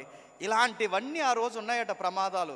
అంటే పౌలు గారు వెళ్ళిపోయిన తర్వాత ఈ పెద్దల్ని సత్యం చెప్పండి అయ్యా అని వీళ్ళకి సంఘాలు అప్పగిస్తే, సత్యం చెప్పడం మానేసరి ఏం చెప్తున్నారు, కథలు చెప్తున్నారు, వంశాలు చెప్తున్నారు. ఇప్పుడు ఈ పెద్దల్ని, అటు సంఘాన్ని, అందరినీ బాగు చేయాలంటే ఇప్పుడు పౌలు గారు వెళ్ళడానికి పరిస్థితులు అనుకూలంగా లేవు. ఇప్పుడు పౌలు గారు వెళ్ళలేరు కనుక ఎవరిని పంపితే బాగుంటుంది, పౌలు గారు నిర్ణయించుకున్నారు. అప్పుడు తీసుకున్న నిర్ణయమే తిమోతిని పంపాలని నిర్ణయించుకున్నారు. ఎవరిని, తిమోతిని. ఈ తిమోతి వెళ్ళి ఇప్పుడు సరిచేయాలి, పెద్దల్ని సరిచేయాలి, చెప్పండి, సంఘాన్ని సరిచేయాలి, ఇక్కడున్న రుగ్మతలు ఏవైతున్నావో వీటన్నింటినీ తీసేయాలి. అప్పటికి పౌలు గారి పక్షం నిలబడిన ఒకే ఒక కుమారుడు ఆ తరానికి, లేదా ఆ సమకాలీన ప్రాంతానికి, ఎపిసి ప్రాంతానికి తగిన వ్యక్తిగా గుర్తింపబడిన వ్యక్తి తిమోతి గారు. వయసులో ఉన్న కుర్రోడండి. ఇప్పుడు వయసు తక్కువలో ఉన్న ఈ కుర్రోడు ఇంతమందిని సరిచేయాలంటే ఎంత నిపుణత ఉండాలండి ఆ అబ్బాయికి. పెద్దలను బాగు చేయాలి, సంఘాన్ని బాగు చేయాలి, పరిస్థితులన్నింటినీ చక్కబెట్టాలి. ఇలాంటి బాధ్యత ఆ అబ్బాయి చేతుల్లో పెట్టి పంపించారు. ఇప్పుడు తిమోతి బయలుదేరి వస్తున్నాడు. నువ్వు ఎపిసిలో నిలిచి ఉండాలి, వీళ్ళందరికీ ఆజ్ఞాపించాలి. అప్పటికి సేవలో తిరిగి తిరిగి తిరిగి తిమోతి గారి యొక్క ఆరోగ్యం కూడా పాడైపోయింది. మీరు తిమోతి పత్రికలు ఇంటికి వెళ్ళిన తర్వాత చదవండి. తిమోతి గారికి ఏం జబ్బు ఉందట, కడుపు జబ్బు. కడుపు జబ్బు అంటే ఏదో స్టమక్ ప్రాబ్లం, ఏదో ఫుడ్ పాయిజన్ అయిందో, లేకపోతే అలసరో, గ్యాస్ట్రిక్కో ఏంటో మనకు తెలియదు. మొత్తం మీద టైంకి మిషనరీగా ఉన్నాడు కనుక అన్నం తినక జాగరాలు చేసి తన హెల్త్ అంతా పాడైపోయింది. నీకులాగా నాకులాగా పానీపూరీలు తిని పాడు చేసుకోలేదు తిమోతి గారు. నీలాగా నాకులాగా రోడ్డు మీద చెత్త తిని పాడు చేసుకోలేదు తిమోతి గారు. తన ఆరోగ్యం ఎలా పాడు చేసుకున్నాడో తెలుసా, సేవలో తిరిగి జాగరాలు, ఉపవాసాలు, కటిక ప్రయాణాలు, నిద్రలేని తనం, దీనివలన ఆయన ఆరోగ్యం డిస్టర్బెన్స్ అయిపోయింది. అలాంటి పరిస్థితుల్లో కూడా పౌలు గారు అన్నారు, నాన్న నీకు విషయం చెప్పాలి, ఇప్పుడు నేను లేను, సత్యం చెప్పే పెద్దలు లేరు, సంఘాన్ని అలాగే వదిలేస్తే సంఘం మళ్ళీ ఎక్కడికి పోతుంది, అర్తిమీ దేవి గుడికి పోతుంది. మళ్ళీ మూఢనమ్మకాలకు పోతుంది. ఈ సంఘాన్ని బాగు చేయాలి అంటే నాలాగే ఉద్యోగం కలిగిన, నాలాగే ఆత్మ ప్రేరణ కలిగిన కుమారుడు గనక నేను వచ్చేంత వరకు నీ ఎపిసిలో నిలిచుండవాలని నీకు ఆజ్ఞాపిస్తున్నాను. నువ్వే ఉండాలి. ఇప్పుడు సంఘాన్ని బాగు చేయాలి. ఎంత పెద్ద సంఘాన్ని బాగు చేయడానికి ఎంతమందిని పౌలు గారు పంపిస్తున్నారట? ఒక్క అబ్బాయిని పంపిస్తున్నారట. ఈ అబ్బాయి వచ్చాడు, విషయాలు ఆజ్ఞాపిస్తున్నాడు. కొందరిని ఆజ్ఞాపించటకు నువ్వు ఎపిసిలో నిలిచుండవాలని నేను హెచ్చరించిన ప్రకారం ఇప్పుడు నువ్వు హెచ్చరిస్తున్నావు. ఆజ్ఞాపించమనే దానికి గ్రీకులు ఇలా రాశారు, కమాండ్ చేయాలట. కమాండ్. నువ్వెవ్వరికి తలదించాల్సిన అవసరం లేదు, కమాండ్ చేయి. ఒక సైన్యానికి సైనికుడు లేదా సైన్యాధిపతి ఎలాగైతే కమాండ్ చేస్తాడో అలాగే మోమాటం లేకుండా వాక్యాన్ని చెప్పి కడిగి పడేవాళ్ళందరినీ అని మొదటి అధ్యాయం రాస్తున్నాడు. రెండవ అధ్యాయం ఏం రాస్తున్నాడు ఒకసారి చూడండి టూకీగా. రెండవ అధ్యాయం మొదటి వచనం, త్వరగా రెండవ అధ్యాయం మొదటి వచనం. మనం సంపూర్ణ భక్తియు మాన్యతయు కలిగి సుఖముగాను అన్నిటికంటే ముఖ్యముగా మనుషులందరి కొరకును, రాజుల కొరకును, అధికారులందరి కొరకును విజ్ఞాపనలు, ప్రార్థనలు, యాచనలు, కృతజ్ఞతాస్తుతులు చెల్లింప చేయవలనని హెచ్చరించుచున్నాను. ఇది మంచిదియు మన రక్షకుడకు దేవుని దృష్టికి అనుకూలమై ఉన్నది. ఆగుదాం. రెండో అధ్యాయం బాగా వినాలి. మొదటి అధ్యాయం అర్థమైందిగా. మొదటి అధ్యాయం పరిస్థితులు ఏంటో చెప్తున్నాడు. ఏం చెప్పాడు? కల్పనా కథలు చెప్పొద్దు, సత్యం చెప్పాలి. వంశాలనే దానికి పెద్దపీట వేయొద్దు, సత్యం చెప్పాలి. మూడవ ప్రాబ్లం ఉందట. ఆ మూడవ ప్రాబ్లం ఏంటంటే రాజకీయాలకి దూరంగా ఉండాలంట. సంఘం దేనికి దూరంగా ఉండాలి? రాజకీయాలు బాగు చేయడానికి అవసరమైతే నువ్వు వెళ్ళు, కానీ రాజకీయాలు ఎక్కడికి తెచ్చి నెత్తి మీద పెట్టకూడదు చెప్పాలి. సంఘము నెత్తి మీద పెట్టకూడదు. మంచి అధికారులు రావాలని ప్రార్థన చేయి. ప్రజలు నెమ్మదిగాను సుఖముగాను జీవించాలని మంచి పరిపాలకులు రావాలని ప్రార్థన చేయి. కానీ సంఘమా నువ్వే జెండాలు పట్టుకుని తిరగొద్దు. తిమోతి, ఇది నువ్వు చెప్పాలి సంఘానికి. ఎందుకంటే సంఘంలోనికి రాజకీయాలు రాకూడదు. రాజకీయం ఉన్న దగ్గర చెప్పండి, రాజకీయం ఉండకూడదు. కానీ ఎపిసి సంఘంలోకి రాజకీయాలు వస్తున్నాయి. ఎపిసి సంఘంలోకి రాజకీయాలు వస్తున్నాయి. ఈరోజు సంఘాల్లో కూడా రాజకీయాలు నడుస్తాయంటే మీరు నమ్మగలరా? అంటే ఒక మీటింగ్కి వెళ్ళాం, ఆ మీటింగ్లో చెప్తున్నారు, నిన్నొచ్చిన ప్రజలు ఈ రోజు రాలేదు, ఈ రోజు వచ్చిన ప్రజలు నిన్న రాలేదు. నేను అడిగాను, డౌట్ వచ్చి, నిన్న వచ్చిన వాళ్ళు ఈ రోజు రాలేదు, ఈ రోజు వచ్చిన వాళ్ళు నిన్న రాలేదు, ఏంటి సార్ అని అడిగితే నాకు అదిరిపోయి ఆన్సర్ చెప్పారు. ఆన్సర్ అడిగి చెప్పిన, నిన్న వచ్చిన వాళ్ళు టీడీపీ వాళ్ళు, ఈ ఆలోచన వాళ్ళు వైసీపీ వాళ్ళు అన్నారు. ఆహా, ఇది సంఘమా సంత అని అడుగుతున్నాను నేను. నిన్న వచ్చిన వాళ్ళు టీడీపీ వాళ్ళు అంటే సంఘంలో కూడా ఏమున్నాయండి? TDP, YCP. మీ స్టేట్లో చెప్పండి, కేసీఆర్ గారు, రేవంత్ రెడ్డి గారు. కాంగ్రెస్, తృణమూల కాంగ్రెస్, ఇంకా బయట తమిళనాడు. ఏవైతే ఈ కాంగ్రెస్ గొడవలు నడుతున్నాను, ఇలాంటి మన సంఘంలో ఉండొచ్చా? ఈ మాట నేను కావాలని రాడికల్ వర్డ్స్ ఉపయోగిస్తున్నాను, ఏమనుకోకండి. కావాలని అంటున్నాను. మీకంత సరదా, మీకంత ఒంటికి దురదుంటే పోయి మీరు ఆ రాజకీయ పార్టీల్లో తిరగండి తప్ప చెప్పండి సంఘంలో ఉండడానికి వీల్లేదు. ఎలక్షన్ టైంలో అడుగుతున్నాను, సంఘాలే ముందు ఎజెండాలు పట్టుకుని నిలబడతాయి. ఇది సంఘమా సంత అని అడుగుతున్నాను నేను. సంఘానికి రాజకీయాలకి చెప్పండి సంబంధం లేదు. కొన్నిసార్లు పెద్ద పెద్ద ఈవెంట్లు చేస్తాం చర్చిలో. ఆ పెద్ద పెద్ద ఈవెంట్లు చేస్తున్నప్పుడు లోకల్ లీడర్ని పిలుస్తారు. లోకల్ లీడర్ని పిలిచినప్పుడు, ఈ లోకల్ లీడర్స్ పిలిచినప్పుడు మీరు గమనించండి, ఎంత అడావుడి చేస్తారండి, ఎంత అడావుడి చేస్తారు. చెప్పి చెప్పి వాక్యాన్ని ఆపేస్తారండి. చెప్పి పాస్టర్ గారు ఆపండి ఆపండి ఆపండి ఆపండి ఆపండి అన్నారు. ఎందుకు ఆపేయాలి? ఎమ్మెల్యే గారు వస్తున్నారు, ఆపేయండి అన్నారట. అంటే ఎమ్మెల్యే గారు వస్తే వాక్యం ఆపేయాలా? అంటే ఎమ్మెల్యే గారి కన్నా వాక్యమే తక్కువ, వాక్యం ఎక్కువ, ఎమ్మెల్యే గారు ఎక్కువ?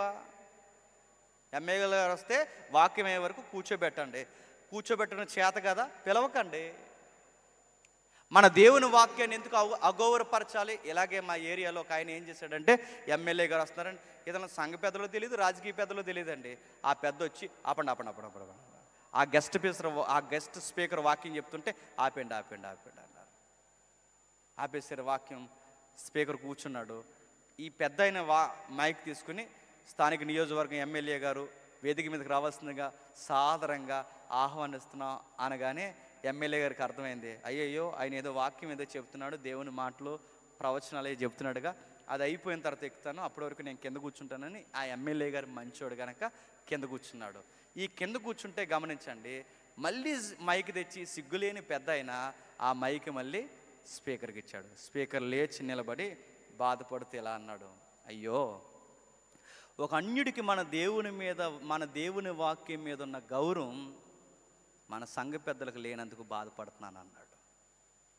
ఆయన అలాగన్నాడు. నేను అంటే ఏమంటాను చెప్పనా, ఒక మాస్ స్లాంగ్లో అందరు నేనైతే ఏమందని చెప్పనా, ఒక అన్యుడికి మన వాక్యం మీద ఉన్న గౌరవం మన సన్నాసిగాలకి లేనందుకు బాధపడుతున్నాను అందరిని అయితే కాదా చెప్పండి.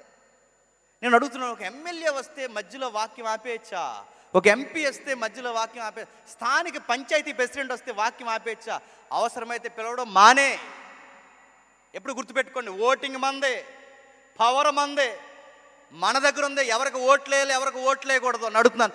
వాళ్ళెవరు మన సంఘాన్ని డిస్టర్బ్ చేయడానికి వచ్చి, సార్ మాకంటూ సెంటిమెంట్స్ ఉన్నాయి, మాకంటూ ఎథిక్స్ ఉన్నాయి, మాకంటూ క్రిస్టియన్ నైతికత ఉంది, మా విలువలను తక్కువ చేయడానికి మీ అధికారాలు అడ్డం వస్తే మేము ఊరుకోం సార్ అని చెప్పాలి.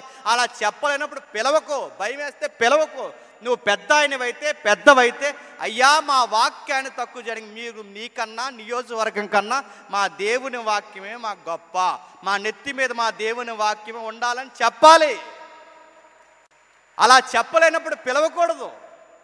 అరే ఇలా మన నియోజకవర్గం అధికారం కన్నా వాళ్ళ దేవుని మాటకి గౌరవిస్తారు అని ఒక ఆన్సరానికి బ్లైండ్గా మైండ్లో పడిపోవాలి. అది కదా మనం నేర్పించాల్సింది. నేను అడుగుతున్నాను, వాక్యాన్ని నమ్మేయకూడదు. తిమోతికి అదే చెప్తున్నాను, నాయన ఈ రాజకీయాలు జాగ్రత్త, సంఘంలోనికి ఈ రాజకీయాల్ని దూరం పెట్టు. నువ్వు చెప్పాలి. కథలు చెప్తున్నారు, వంశాలు చెప్తున్నారు, ఇవి చేసినవి సరిపోవని మళ్ళీ రాజకీయ తొంతు కార్యక్రమాలు సంఘంలోకి తెస్తున్నారు, జాగ్రత్త అని ఇది కూడా చెప్పని 2వ అధ్యాయంలో 3వ మాటగా చెప్పాడు.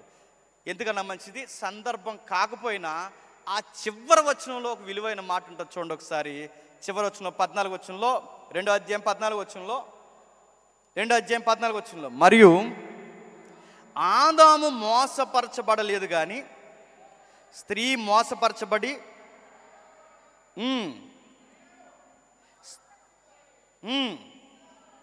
విశ్వాస ప్రేమ పరిశుద్ధులందు నిలకడగా ఉండిన ఎడల శిశు ప్రసూతి ద్వారా ఆమె రక్షింపబడును. ఆగుదాం. 14వ వచనం, మొదటి అధ్యాయం ఏం చెప్తున్నాడండి? కథలు చెప్పకూడదు, నన్ను ఫాలో అవ్వాలి. 2వది వంశాలు చెప్పకూడదు. 3వది రాజకీయాలు సంఘం మీద రుద్దకూడదు. ఈ 3వ దాంట్లోనే మరొక పాయింట్ చెప్తున్నాడు. సడన్గా స్త్రీల కోసం చెప్పడం స్టార్ట్ చేశాడు. ఇంత పెద్ద విషయాలు మాట్లాడి సడన్గా ఎందుకు స్త్రీల కోసం మాట్లాడుతున్నాడు? ఎందుకంటే అసలే సంఘంలో రాజకీయాలు ఎక్కువైపోయాయి, అసలే సంఘంలో కథలు ఎక్కువైపోయాయి, అసలే సంఘంలో వంశాలు గొడవ ఎక్కువైపోయింది. ఇప్పుడు వీళ్ళు కుదిరింగా లేకపోతే చెప్పండి ఇంకా గొడవలు పెద్దవి అయిపోతాయి. ఎపిసి సంఘంలో మాత్రమేనండోయ్. అంటే వీళ్ళకి కొంచెం బాధ్యతలు ఉన్నాయి. వీళ్ళ కుటుంబాల మీద వీళ్ళని ఫోకస్ పెట్టమను. సంఘంలో కొన్ని పాత్రలకి వీళ్ళని దూరంగా ఉండమని చెప్పు తిమోతి. వీళ్ళ కుటుంబాల మీద మనసు పెట్టడం మానేశారట. అసలే కథలు ఉన్నాయండి. నేను అందరిని అంటలేదు కానీ కొందరిని, అసలే సంఘంలో కథలు ఉన్నాయి. అలాంటి కథలు కలిగిన ప్రాంతాల్లో స్త్రీలు కూడా ఇన్వాల్వ్ అయితే కథలు ఇంకా ఏమవుతాయి చెప్పండి? పెరిగిపోతాయి. అదుగో పులంటే చెప్పండి, ఇదిగో తోకంటారు. ఇంకొక ఆవిడ వచ్చి రాత్రి మా బాత్రూమ్ దగ్గర కనబడిందని చెప్తారు. కథలు. అసలే కథలు బలంగా నమ్మేసేది ఎవరండి? స్త్రీలు ఎక్కువ నమ్ముతారు. పౌలు చెప్తున్నాడు వీళ్ళని జాగ్రత్త. ఎందుకంటే గృహం బాగా వినాలి. ఒక కుటుంబం బాగుపడాలన్నా ఇళ్ళాల మీద ఉంటుంది, ఒక కుటుంబం రోడ్డు మీద పడిపోవాలన్నా ఆ ఇంటి ఇళ్ళాల మీదే ఉంటుంది. బాగా వినాలి. కొన్ని కుటుంబాలు కలిస్తేనే ఏమవుతుంది చెప్పండి? సంఘం అవుద్ది. కుటుంబాలు బలంగా ఉంటే సంఘము బలంగా ఉంటుంది. ముందు కుటుంబాలను కట్టమని చెప్పేయాలి అన్నాడు. లేదు వీళ్ళ కుటుంబాలను కట్టకుండా సంఘానికి వచ్చి పాత్రలు పోషించారు అనుకోండి, కథలు చెప్తారు. కథలు ఎలా చెప్తారు అంటే ఒక ఉదాహరణ చెప్తాను వినండి. మా ఊర్లో దెయ్యం తిరిగిందని ఒక స్టోరీ వచ్చిందండి. టీవీ 9లో కూడా వచ్చింది. ఎంతమంది చూసారు? దెయ్యం తిరుగుతుంది, దెయ్యం. ఈస్ట్ గోదావరి జగ్గంపేట దగ్గర కెల్లంపూడి ఏదో అనుకుంటా, ఆ ఏరియాలో దయ్యం తిరుగుతుందని పెద్ద స్టోరీ తిరిగింది. టీవీ నైన్ వచ్చింది, ఎన్టీవీ వచ్చింది, బీపీసీ ఛానల్ తెలుగు అది కూడా వచ్చింది. వీళ్ళందరూ సరాసరి వచ్చి ఈ యాంకర్లు ఉంటాయి కదా, టీవీ యాంకర్లు మైక్ కూడా తెచ్చుకుని ఆ మైకు సరిగ్గా ఆ స్త్రీల నోటి దగ్గర పెట్టి చెప్పండి అమ్మా మీకు దయ్యం వచ్చిందంటే నిజమేనా అని అడిగారు. అప్పుడు ఈవిడేమందంటే వచ్చిందండి అంది. ఎలా ఉంది అని అడిగాడు ఆ యాంకర్ ఏదో పెద్ద ఇంట్రెస్ట్గా ఉన్నట్టు. నల్లగా ఉందండి అంది.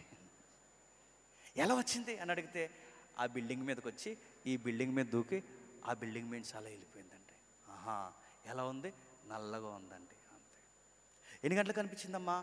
నైట్ 2:30, 1 గంట 2:30 మధ్యలో కనిపించిందండి అంతే. నెక్స్ట్ వీధికి వెళ్ళాడు, మరో కాబట్టిని అడిగాడు, ఏమ్మా దయ్యం వచ్చింది కదంటే వచ్చిందండి అంతే. ఎలా వచ్చిందమ్మంటే ఆ సందులోకి వచ్చి ఈ సందులోకి దూరి ఈ సందులోంచి వెళ్ళిపోయిందండి అందటే. ఎలా ఉంది అంటే ఈవిడంటుంది ఎర్రగా ఉందండి అంతే. నేను అడుగుతున్నాను, నల్లగా ఉందా ఎర్రగా ఉందా? నేను మళ్ళీ అడుగుతున్నాను, నల్లగా ఉందా? ఇదో కథ కదండి. ఆవిడేమో నల్లగా ఉందంటది, ఈవిడేమో ఎర్రగా ఉందంటది. ఈ స్టోరీలన్నీ అడుగుతున్నాను, వీళ్ళకి కావాలనే కథలు చెబుతున్నారా లేదా? దెయ్యం లేదు, పాడు లేదు, తర్వాత తేలిపోయింది. మరి ఈ స్టోరీలన్నీ ఎందుకు చెప్తున్నారు? అలా చెబుతారు. ఇదిగో పులంటే చెప్పండి, అదిగో తోకన్నారట. నేను పెద్ద ప్రశ్న అడుగుతున్నాను, వీళ్ళకి 2:30కి 12:30కి వీళ్ళకి ఈదులో పని ఏంటండి వీళ్ళకి? అంటే ఈ దయ్యాలకు కూడా ఎందుకు చెప్తున్నారంటే, నేను దయ్యాన్ని చూశాను అనగానే అందరు నన్ను ఏమనుకోవాలన్నమాట, ఇది గట్టి గుండెకాయే అనుకోవాలన్నమాట. ఈ బిల్డప్ కోసం ఏం చెప్తారు చెప్పండి? దయ్యాల కథలు. అందుకే ఈ కథలే అసలే కథలు ఉన్నాయి, ఈ కథల్లో వీళ్ళు ఇన్వాల్వ్ అయ్యారనుకో ఇంకా కథలే. అందుకే వీళ్ళని ముందు కుటుంబం మీద కేంద్రీకరించమని ఒక బలమైన సంగతి చెప్తున్నాడండి. ఆదాము మోసపరచబడలేదు కానీ స్త్రీ మోసపరచబడి అపరాధుల పన్ను. సడన్గా ఆదాము అవ్వల కోసం ఎందుకు వచ్చిందండి? కుటుంబం కోసం చెప్తున్నప్పుడు అవ్వమ్మ కోసం చెప్తున్నాడు. ఎందుకు అవ్వమ్మ కోసం చెప్తున్నాడు? అవ్వమ్మ దగ్గర నుంచి తల్లులందరికీ ఒక బంపర్ ఆఫర్ వచ్చింది. ఏడు చెప్పండి? పురిటి నొప్పులు. ఏమొచ్చినాయి? పురిటి నొప్పులు. ఈరోజు మీరు చూడండి, పిల్లల్ని కనే సమయంలో ఇప్పుడు ట్రెండ్లో ఎంత ప్రమాదం ఉందంటే బిడ్డ అయినా చనిపోతున్నారు, తల్లి అయినా చనిపోతున్నారు. ఈ బాధలు పడుతున్నప్పుడు ఆత్మీయంగా ఆలోచిస్తే ఈ బాధలు ఎక్కడి నుంచి వచ్చాయండి? అవ్వమ్మ దగ్గర నుంచి వచ్చాయి. ఈరోజు మీరు చూడండి, అన్ని ఆపరేషన్లే, నార్మల్ డెలివరీస్ లేవు. చాలామంది ఆ మధ్యకాలంలో జనం పాపం మీద డిబేట్ జరుగుతుంటే అందులో ఒక ఆయన వక్త ఏమంటున్నాడంటే, అవ్వమ్మ శాపానికి మా ఆవిడకి ఏ సంబంధం లేదు, అందుకే ఇంక పురిటినొప్పులు లేకుండా మేము ఏం చేసేసుకుంటున్నామంటే చెప్పండి, ఆపరేషన్ చేసేసుకుంటున్నాం అన్నారు. కానీ మీరు మెడికల్ టెంపర్లు ఎవరైనా ఉంటే అడగండి, నన్ను అడిగితే పురిటినొప్పులతో కనడమే ఈజీ అండి. ఎందుకంటే ఆ 1-2 గంటలో కనేసిన తర్వాత మళ్ళీ బంతులా తిరుగుతుంది ఆ తల్లి. కానీ ఆపరేషన్ చేసుకున్న వాళ్ళు జీవితాంతం చెప్పండి, పొత్తుగడుపు నొప్పి, ఎన్ని నొప్పి, అన్ని నొప్పులు, పేగులు నొప్పులు, అన్ని నొప్పులు. నన్ను అడిగితే అవ్వ దగ్గర నుంచి వచ్చిన శాపమే బెటరు, ఆపరేషన్ నొప్పే చెప్పండి, జీవితాంతం ఉంటుంది. వీళ్ళకి తెలియక ఏమనుకుంటాడు, ఆపరేషన్ చేసుకోవడానికి చేయించుకో, 2 చేయించుకో. అవ్వమ్మ నుంచి వచ్చిన శాపం అయినా ఈ శాపం కూడా ప్రమాదమే. ఎంత ప్రమాదం అంటే, బిడ్డ అడ్డం తిరిగినా, బిడ్డ అనుకూలంగా లేకపోయినా తల్లి ప్రాణాలకైనా ప్రమాదం ఉంది, బిడ్డ ప్రాణాలకైనా ప్రమాదం. మా బ్రదర్ ఉన్నాడు అక్కడ, బ్లాక్ షర్ట్ వేసుకుని, అన్నకి పుట్టిన మొదటి కొడుకు చచ్చిపోయాడండి. ఎందుకు చనిపోయాడు తెలుసా? ఎందుకు చనిపోయాడు అంటే, చేతగాని వైద్యం చేసి చంపేశారు. ఇప్పుడున్న దొంగ సర్టిఫికేట్ డాక్టర్లు ఎక్కువైపోయారు. ఇప్పుడు కనీసం బుక్ నాలెడ్జ్ కూడా లేని వాళ్ళు ఎక్కువైపోయారు. అంత గూగుల్ నాలెడ్జ్ ఉన్న వాళ్ళు డాక్టర్లు అయిపోయారు. కొందరు, అందరు కాదు. వాళ్ళకి ఆపరేషన్ చేయడం మాత్రమే వచ్చు, నార్మల్ డెలివరీ రాదు. ఈ మొక్క మాకు చెప్పలే కదండి, మాకు చెప్పలేదు. వీళ్ళు ఏం చేశారంటే, ఉమ్ము నీరు రిలీజ్ అయిపోయిన తర్వాత ఏదోలా డెలివరీ ఇచ్చేద్దామని నార్మల్ డెలివరీ ట్రై చేశారు. చేత కాదు వీళ్ళకి, ఆ డెలివరీ పోయడం రాదు వీళ్ళకి. రాక ఏం చేశారంటే, బలవంతంగా బిడ్డను నొక్కేసరికి బిడ్డ తల గట్టిగా నొక్కేసి ఘాట్లు పడిపోయి బలవంతంగా బిడ్డను లాగేసరికి బిడ్డ ఊపిరాగిపోయి చచ్చిపోయాడు. ఇలాంటి కేసులు ఎన్నో చూస్తున్నాం మనం, లిస్టులో ఎన్నో చూస్తున్నాం, ఇలాంటివి చూస్తున్నాం. ఇలాంటి ప్రమాదం తల్లికైనా జరుగుతుంది, బిడ్డకైనా జరుగుతుంది. ఇప్పుడు బయట వాళ్ళ సంగతి వదిలేయండి, క్రైస్తవ బిడ్డలుగా మనకు విషయం తెలుసు, గర్భఫలం ఎవరు ఇచ్చు బహుమానము? దేవుడిచ్చి బహుమానం. ఈ బహుమానం మనకు శాపం అవ్వచ్చా, ప్రమాదం అవ్వచ్చా? అవ్వదు. మరి అవ్వమ్మ దగ్గర నుంచి శాపం వస్తుందిగా, ఈ శాపాన్ని నేను మోస్తున్నాను కదని మీకు ఎవరికైనా రీజనబుల్ లాజిక్ క్వశ్చన్ మీకు రేజ్ అయితే, మనలాంటి వారి కొరకు పౌలు గారు ఒక రెఫరెన్స్ రాశాడు. అక్కడ ఏమని రాస్తున్నాడు, ఏమంటున్నాడంటే, అవ్వమ్మ దగ్గర నుంచి వచ్చిన శాపం మీ మీదకి రాకుండా ఉండాలి అంటే స్వస్థ బుద్ధి, విశ్వాసము, ప్రేమ, పరిశుద్ధతల యందు నిలకడగా ఉంటేనట. చెప్పండి. శిశువుని కనే సమయంలో ఆమెకి ఏ ప్రమాదం జరగకుండా ఏమవుద్దట, రక్షింపబడుతుందట. ఇప్పుడు చెప్పండి, డెలివరీ సింపుల్గా జరిగిపోయి బంతులాగా బిడ్డలను కనాలి అంటే సూత్రం ఒకటే, కొన్ని నియమాలు పాటించాలంట. ఏంటి నియమాలు? ఉదయాన్నే లేచి వాకింగ్ చేయండి, డ్రై ఫ్రూట్స్ తినండి. ఇవి తర్వాత. ముందు మనం పాటించాల్సింది ఏంటో తెలుసా? వాకింగ్ చేస్తావో జాగింగ్ చేస్తావో తర్వాత నీ ఇష్టం. కానీ ఇక్కడ చెబుతున్నది ఆత్మీయం కొన్ని విషయాలు చెప్తున్నాడు. అవ్వమ్మ దగ్గర నుంచి వచ్చిన శాపం నీ మీదకి రావాలి అంటే ఆ డెలివరీ టైంలో మన బుద్ధి ఎలా ఉండాలట? స్వస్థ బుద్ధి కలిగి ఉండాలట. వాక్యాలు చదవడం, ప్రార్థన చేసుకోవడం, దైవికమైన పాటలు వినడం, ఇలాంటివి ఎప్పుడైతే అలవాటు చేసుకుంటామో డెలివరీ నార్మల్గా జరుగుతుందట. కానీ ఆ టైంలో వాక్యాలు చదువుతారా? మక్కిలి మీద చేయలేసుకుని వాళ్ళ యజమానితో గొడవాడుతుంటారు, ఎంత పట్టేసుకుని. ఈ మధ్య నువ్వు 8:30కి ఎందుకు లేటుగా వస్తున్నావు, ఇది గొడవ. ఎవరో చెప్పిందట ఒక ఆవిడ, ఈ టైంలోనే జాగ్రత్తగా చూసుకోవాలి యజమాని అందంటే. అంతే, ఇంకా ఆవిడ నిద్రది, ఇంకా ఆవిడ నిద్రనివ్వదు, ఇంకా అంతే. ఇదే వద్దు. చాలామంది తల్లులు చూడండి, వీళ్ళకి నెలలు నిండుతున్నప్పుడు చెత్త విషయాలన్నీ వింటారండి. సీరియల్లో చెత్త, పక్కింటి గొడవలు, పనికిమాల విషయాలు, ఇవన్నీ వింటుంటే అడుగుతున్నాను, మీకు సుఖమైన కాన్పు జరుగుతుందని మీరు ఎలా అనుకుంటున్నారు? ఇలాంటివన్నీ వింటూ పెరుగుతారండి. అందుకే చెప్తున్నాను, స్వస్థ బుద్ధి ఉండాలి, దేవుడి ఎడల విశ్వాసం ఉండాలి, దేవుడిని బలంగా నమ్మాలి ఆ టైంలో. అందుకే ఇలాంటి ప్రాక్టికల్గా జరిగిన విషయాలు బైబిల్లో ఉన్నాయంటే, ఎబ్రీ స్త్రీలట మంత్రస్థానాలు రాకముందే ఉసారుగా బిడ్డలను కనేసేవారట. ఎందుకు కనేసేవారు? వాళ్ళు ఎవరిని నమ్ముతున్నారు బలంగా చెప్పండి? యెహోవాను నమ్ముతున్నారు. ప్రేమ యందు నిలకడగా ఉండాలి, పరిశుద్ధత యందు నిలకడగా ఉండాలి. స్వస్థ బుద్ధి, విశ్వాసం, ప్రేమ, పరిశుద్ధత యందు ఎప్పుడైతే ఈ విషయాల యందు నిలకడగా ఉంటే బిడ్డకి రక్షణ కలుగుతుందట, కంటున్న తల్లికి కూడా ఏ ప్రమాదం లేకుండా సురక్షితంగా రక్షింపబడతారట. ఇప్పుడు చెప్పండి, ఎవరికైనా కొత్తగా పెళ్ళైన మీ ఇంట్లో ఉన్నవారు కానీ గర్భిణీలైన చెల్లెళ్ళు, అక్కలు ఎవరైనా ఉంటే ఈ సూత్రం చెప్పండి. ఈ నెలల్లో చెప్పండి, స్వస్థ బుద్ధి కలిగి ఉండాలి, పరిశుద్ధత కలిగి ఉండాలి, విశ్వాసం కలిగి ఉండాలి, ప్రేమ కలిగి ఉండాలి. ఈ విషయాలు ఎప్పుడైతే పాటిస్తామో సుఖమైన కాన్పు జరుగుతుందట. ఇవన్నీ చెప్పాలి. ఇలాంటివన్నీ పాటించకపోతే మనకు అలాంటి వాళ్ళు పుడతారు చెప్పిన, కందిరీగలు పుడతారండి. మనం గుర్తుపెట్టుకోండి. కుదురులేనుడు అలాంటి వాళ్ళు అందరూ పుడతారు. నీ బుద్ధి అంతా మెంటల్ బుద్ధి ఉందనుకో, మెంటలోనే పుడతారు. గుర్తుపెట్టాడు, కుదురుండు. ఆ ప్లేక్లో ఏలాడతాడు, ఈ ప్లేక్లో ఏలాడతాడు, అక్కడే ఏలాడతాడు, ఇక్కడ ఇలాంటి పుట్టాడేటట్టే నీకు అలాంటి బుద్ధి ఉంది కనుకే చెప్పండి, అలాంటి పుట్టాడు. గుర్తుపెట్టుకో.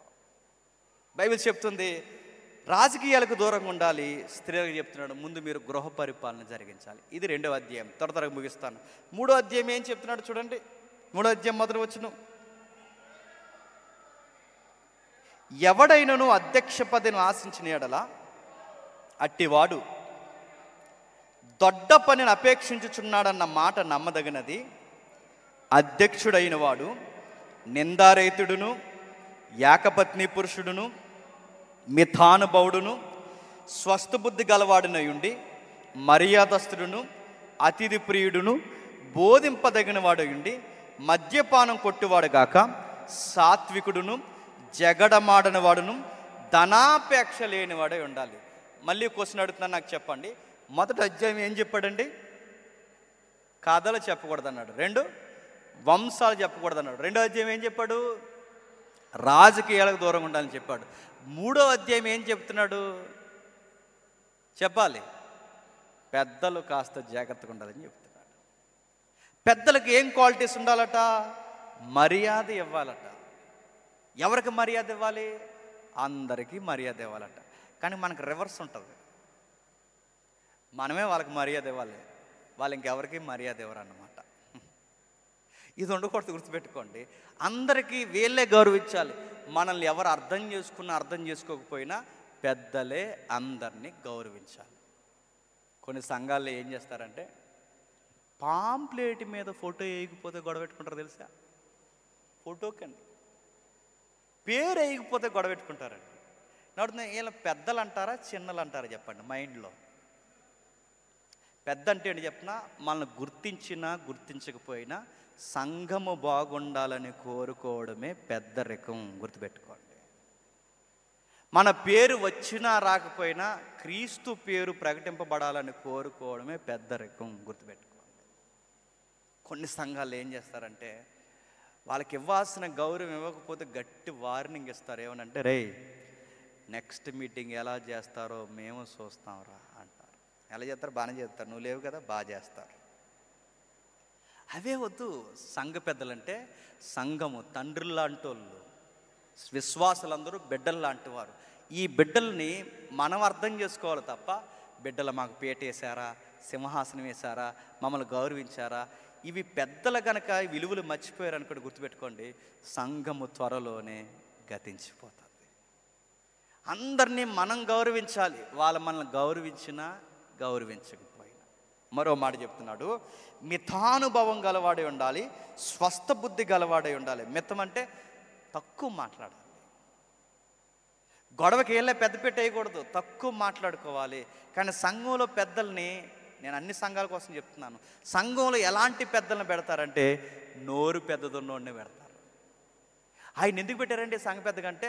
నోరు పెద్దదండి, బాగా గొడవ ఆడతాడండి, అందుకు పెట్టారంట. అంటే గొడవలాడేవాడిని పెట్టమందా సంఘం? గొడవలాడేవాడిని పెడతారా? ఆడిని పెట్టండి, బాగా గొడవ ఆడతాడు అన్నాడు. గొడవలాడేవాడిని సంఘంలో పెట్టచ్చా? గొడవలు జరగకుండా ఉండాలి, అది పెద్దరికం అంటే.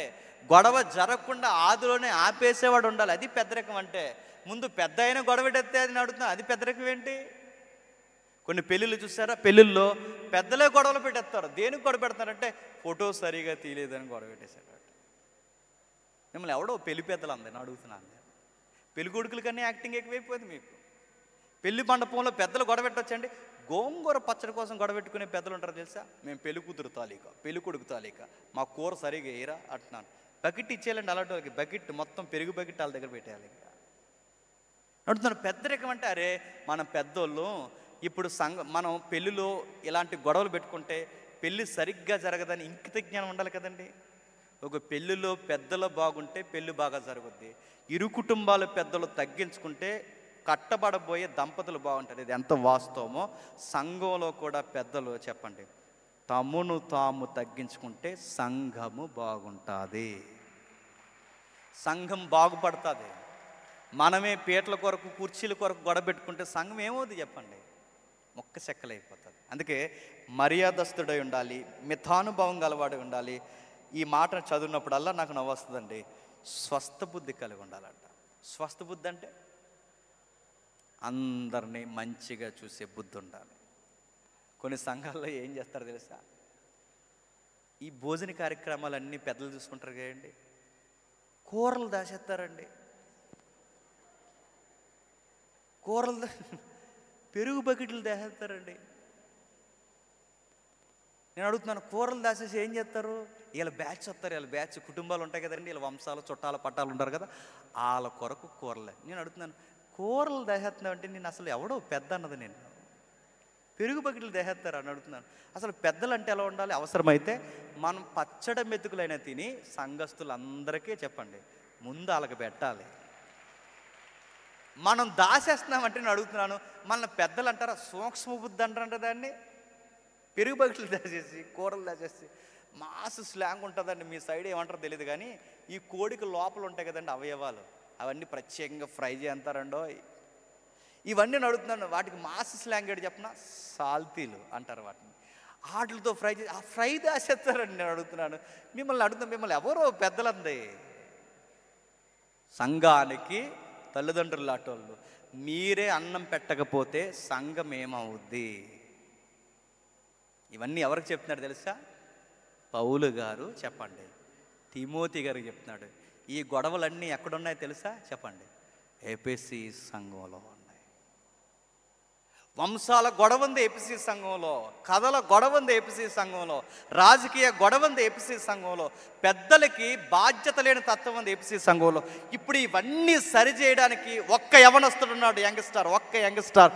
ఇంతమందిని సరిచేయడం ఒక్క కుర్రోడిని దేవుడు ఎంపిక చేసుకుంటున్నాడంటే యవనస్తుల మీద దేవుడికి ఎన్ని కళలు ఉన్నాయో ఒక్కసారి మీరు గుర్తించండి. మధ్య వయసు దాటిన వారికి ఎలాగూ వాళ్ళకి స్వస్థ బుద్ధి లేదు. యవనస్తుడు ఒక్కడ బాగుంటే సంఘం మొత్తం బాగుపడుతుందంట. అందుకే యూత్ మీట్లు జరగాలి, సంఘంలో యవనస్తులు లేవాలి. సీడపట్టిన సంఘాలకి మరలా ఉద్యమం రావాలంటే ఎవరు కదలాలి చెప్పండి? యవనస్తులు కదలాలి. అందుకే మీ యవనస్తుల సదస్సులు మేలు కోరే ఇక్కడ యూత్ మీట్ మీ పెద్దలందరూ ఏర్పాటు చేశారు. ఎందుకు? మీలో ముందు ఉద్యమం రావాలి. మీలో ఉద్యమం వస్తే సంఘంలో మళ్ళీ మౌలికమైన పునాదులు ప్రారంభమవుతాయి. సంఘానికి చెప్తున్నాడు, పెద్దలకి మరో మాట చెప్తున్నాడు, వాళ్ళు బోధింపదగిన వారే ఉండాలట. ఎవరు? పెద్దలకి ఏం తెలియాలట? వాక్యం తెలియాలట. ఈరోజు పెద్దలకి వాక్యాలు తెలుస్తున్నాయా? ఆమోసు గ్రంథం తీయండి అంటే మళ్ళీ వస్తానన్నాడంట. నేను అడుగుతున్నాను, మీకే వాక్యాలు తెలియకపోతే కింద వాళ్ళకి ఏం చెప్తారు? తిమోతికి చెప్తున్నాడు, ఆ పెద్దలను వాక్యం నేర్చుకోమని చెప్పాలని. పౌలు లేకపోతే వాక్యం చెప్పరా? తిమోతి లేకపోతే వాక్యం చెప్పరా? నేను లేకపోయినా, తిమోతి నువ్వు లేకపోయినా సంఘాన్ని నడిపించడానికి ముందు పెద్దలకి వాక్యం తెలియాలి. పాస్టర్ అన్న ఆయనకి ఒకరోజు ఆరోగ్యం బాగుండొచ్చు, బాగోకపోవచ్చు, ఎందుకంటే ఆయన మనిషే. ఆ వారానికి రాలేకపోవచ్చు. అప్పుడు పెద్ద ఏం చేయాలి? ఈ వారం పాస్టర్ గారు రావట్లేదు కనుక లేచి నిలబడండి, చివరి ప్రార్థన చేసుకుందాం అనకూడదు. పాస్టర్ గారు రాకపోయినా చెప్పండి, కూర్చోండి, పాస్టర్ గారు రాకపోయినా ఈ వారం వాక్యము నేను చెబుతాను అనాలి పెద్ద. కానీ పాస్టర్ గారికి ఆరోగ్యం బాగోకపోతే అసలు పెద్దలకి వాక్యాలు తెలిసిన పెద్దలు లేరు ఈ ట్రెండ్లో. నాకు నచ్చిన ఉదాహరణ చెప్తాను వినండి. సండే స్కూల్ జరుగుతుంది కండి సమ్మర్ టైంలో. సండే స్కూల్ జరుగుతుంటే ఈ సండే స్కూల్ విజిటింగ్ జరుగుతుంది. కొన్ని సంఘాలు ఫారినర్స్తో కనెక్ట్ అయి ఉంటాయి. వాళ్ళు అక్కడి నుంచి విజిటింగ్కి వస్తే వీళ్ళందరికీ వాక్యాలు నేర్పించాలి. ఎందుకంటే మనలా ఉండరు ఫారినర్స్, సండే స్కూల్నే ముందు పట్టుకుంటారు. వాళ్ళు వచ్చి అడుగుతారని ఈ సండే స్కూల్ టీచరు పిల్లలందరికీ పాఠాలు నేర్పిస్తుంది. మొదటి పిల్ల చెప్పింది, రెండో పిల్ల చెప్పింది, మూడో పిల్ల చెప్పింది, ఆ నాలుగో పిల్ల చెప్పట్లేదు. ఈ పిల్లకి కొంచెం గేర్ ఎక్కువ. ఏవి బుడ్డదానా అందరూ చెప్తున్నారు, నువ్వు ఎందుకు చెప్పావు అని అడిగింది. చెప్పు, ఆ పిల్ల చెప్పింది, ఈ పిల్ల చెప్పింది, నువ్వు ఎందుకు చెప్పావు అని అడిగితే లెగిసి నిలబడింది. చెప్పు అని గట్టిగా గద్దించింది సండే స్కూల్ టీచరు. ఈవిడికి మరి పొగరెక్కువ కదా, ఏడుస్తూ వెళ్ళిపోయింది. ఎలుతూ తినంగా వాళ్ళ తాతయ్య దగ్గరికి పోయింది. వాళ్ళ తాతయ్య సంఘానికి ప్రెసిడెంట్ గారు. తాతయ్య అంది. ఏమ్మా అన్నాడు. సండే స్కూల్ టీచరు అంది. కొట్టిందా అని అడిగాడు. సండే స్కూల్ టీచరు చెప్పలేకపోతుంది. మరి ఘోర అవమానం జరిగిపోయింది కదా మరి సండే స్కూల్లో. చెప్పలేకపోతుంది. ఎక్కెక్కి ఏడ్చేసి సండే స్కూల్ టీచరు నడు, సండే స్కూల్ టీచర్ సంగతి తేలుతున్నాడు. తీసుకొచ్చి, ఏ అమ్మా సండే స్కూల్ టీచరు ఏమన్నావు? పిల్లని ఏమన్నావు? దాని బొగ్గలు ఎలా కందిపోయి చూడు, ఏమన్నావు? కొట్టావా? తిట్టావా? నీకు సండే స్కూల్ చెప్పమంటే పిల్లల్ని బెదిరిస్తున్నావా? ఏమన్నావంటే, అయ్యో పెద్ద అయినా నేను ఎందుకు కొడతాను పెద్ద అయినా, వాక్యాలు అడుగుతున్నాను, అందరు పిల్లలు చెప్పారు, మీ గారాల బట్టి మనవరాలు చెప్పలేదు. ఏమడిగావు? కొన్ని క్వశ్చన్స్ అడిగాను. ఏమడిగావు? నన్ను అడుగు అన్నాడు. అడిగింది ఆవిడ. ఏమీ లేదు పెద్ద అయినా, మొదటి పిల్ల చెప్పింది, రెండో పిల్ల, మూడో పిల్ల, నాలుగో పిల్ల చెప్పింది. ఎరుకోగోళ్ళు ఎందుకు పడిపోయాయని అడిగాను అన్నది. అన్నాడు. ఎరుకోగోళ్ళు ఎందుకు పడిపోయాయని అడిగాను పెద్ద అయినా అంటే, ఇదిగో ఆ గోడలు కూడా ఏదన్నా ఉంటే నాకు చెప్పు, నెక్స్ట్ ఎలక్షన్ కట్టించేస్తాను అన్నాడట. మీకు అర్థమైందో లేదో? ఆ బుడ్డదానికి గోడల కోసం, బిల్డింగ్ల కోసం ఏం తెలుస్తుంది నాకు చెప్పు, ఆ ఎరుకో గోడలు ఏదో చెప్పు, నెక్స్ట్ ఎలక్షన్ సీటీ పెట్టి కట్టించేస్తా అన్నాడట. నేను అడుగుతున్నాను, పెద్ద ఆయనకే ఎరుకో గోడలు అంటే ఏంటో తెలియదు కనుక ఎప్పుడు కట్టించేస్తాడట? ఇది ఏమైనా వరంగల్ గోడలు అనుకుంటున్నాడు ఏటో? చెప్పండి. ఎరుకో గోళ్ళట నెక్స్ట్ ఎలక్షన్ కట్టించేస్తాడట.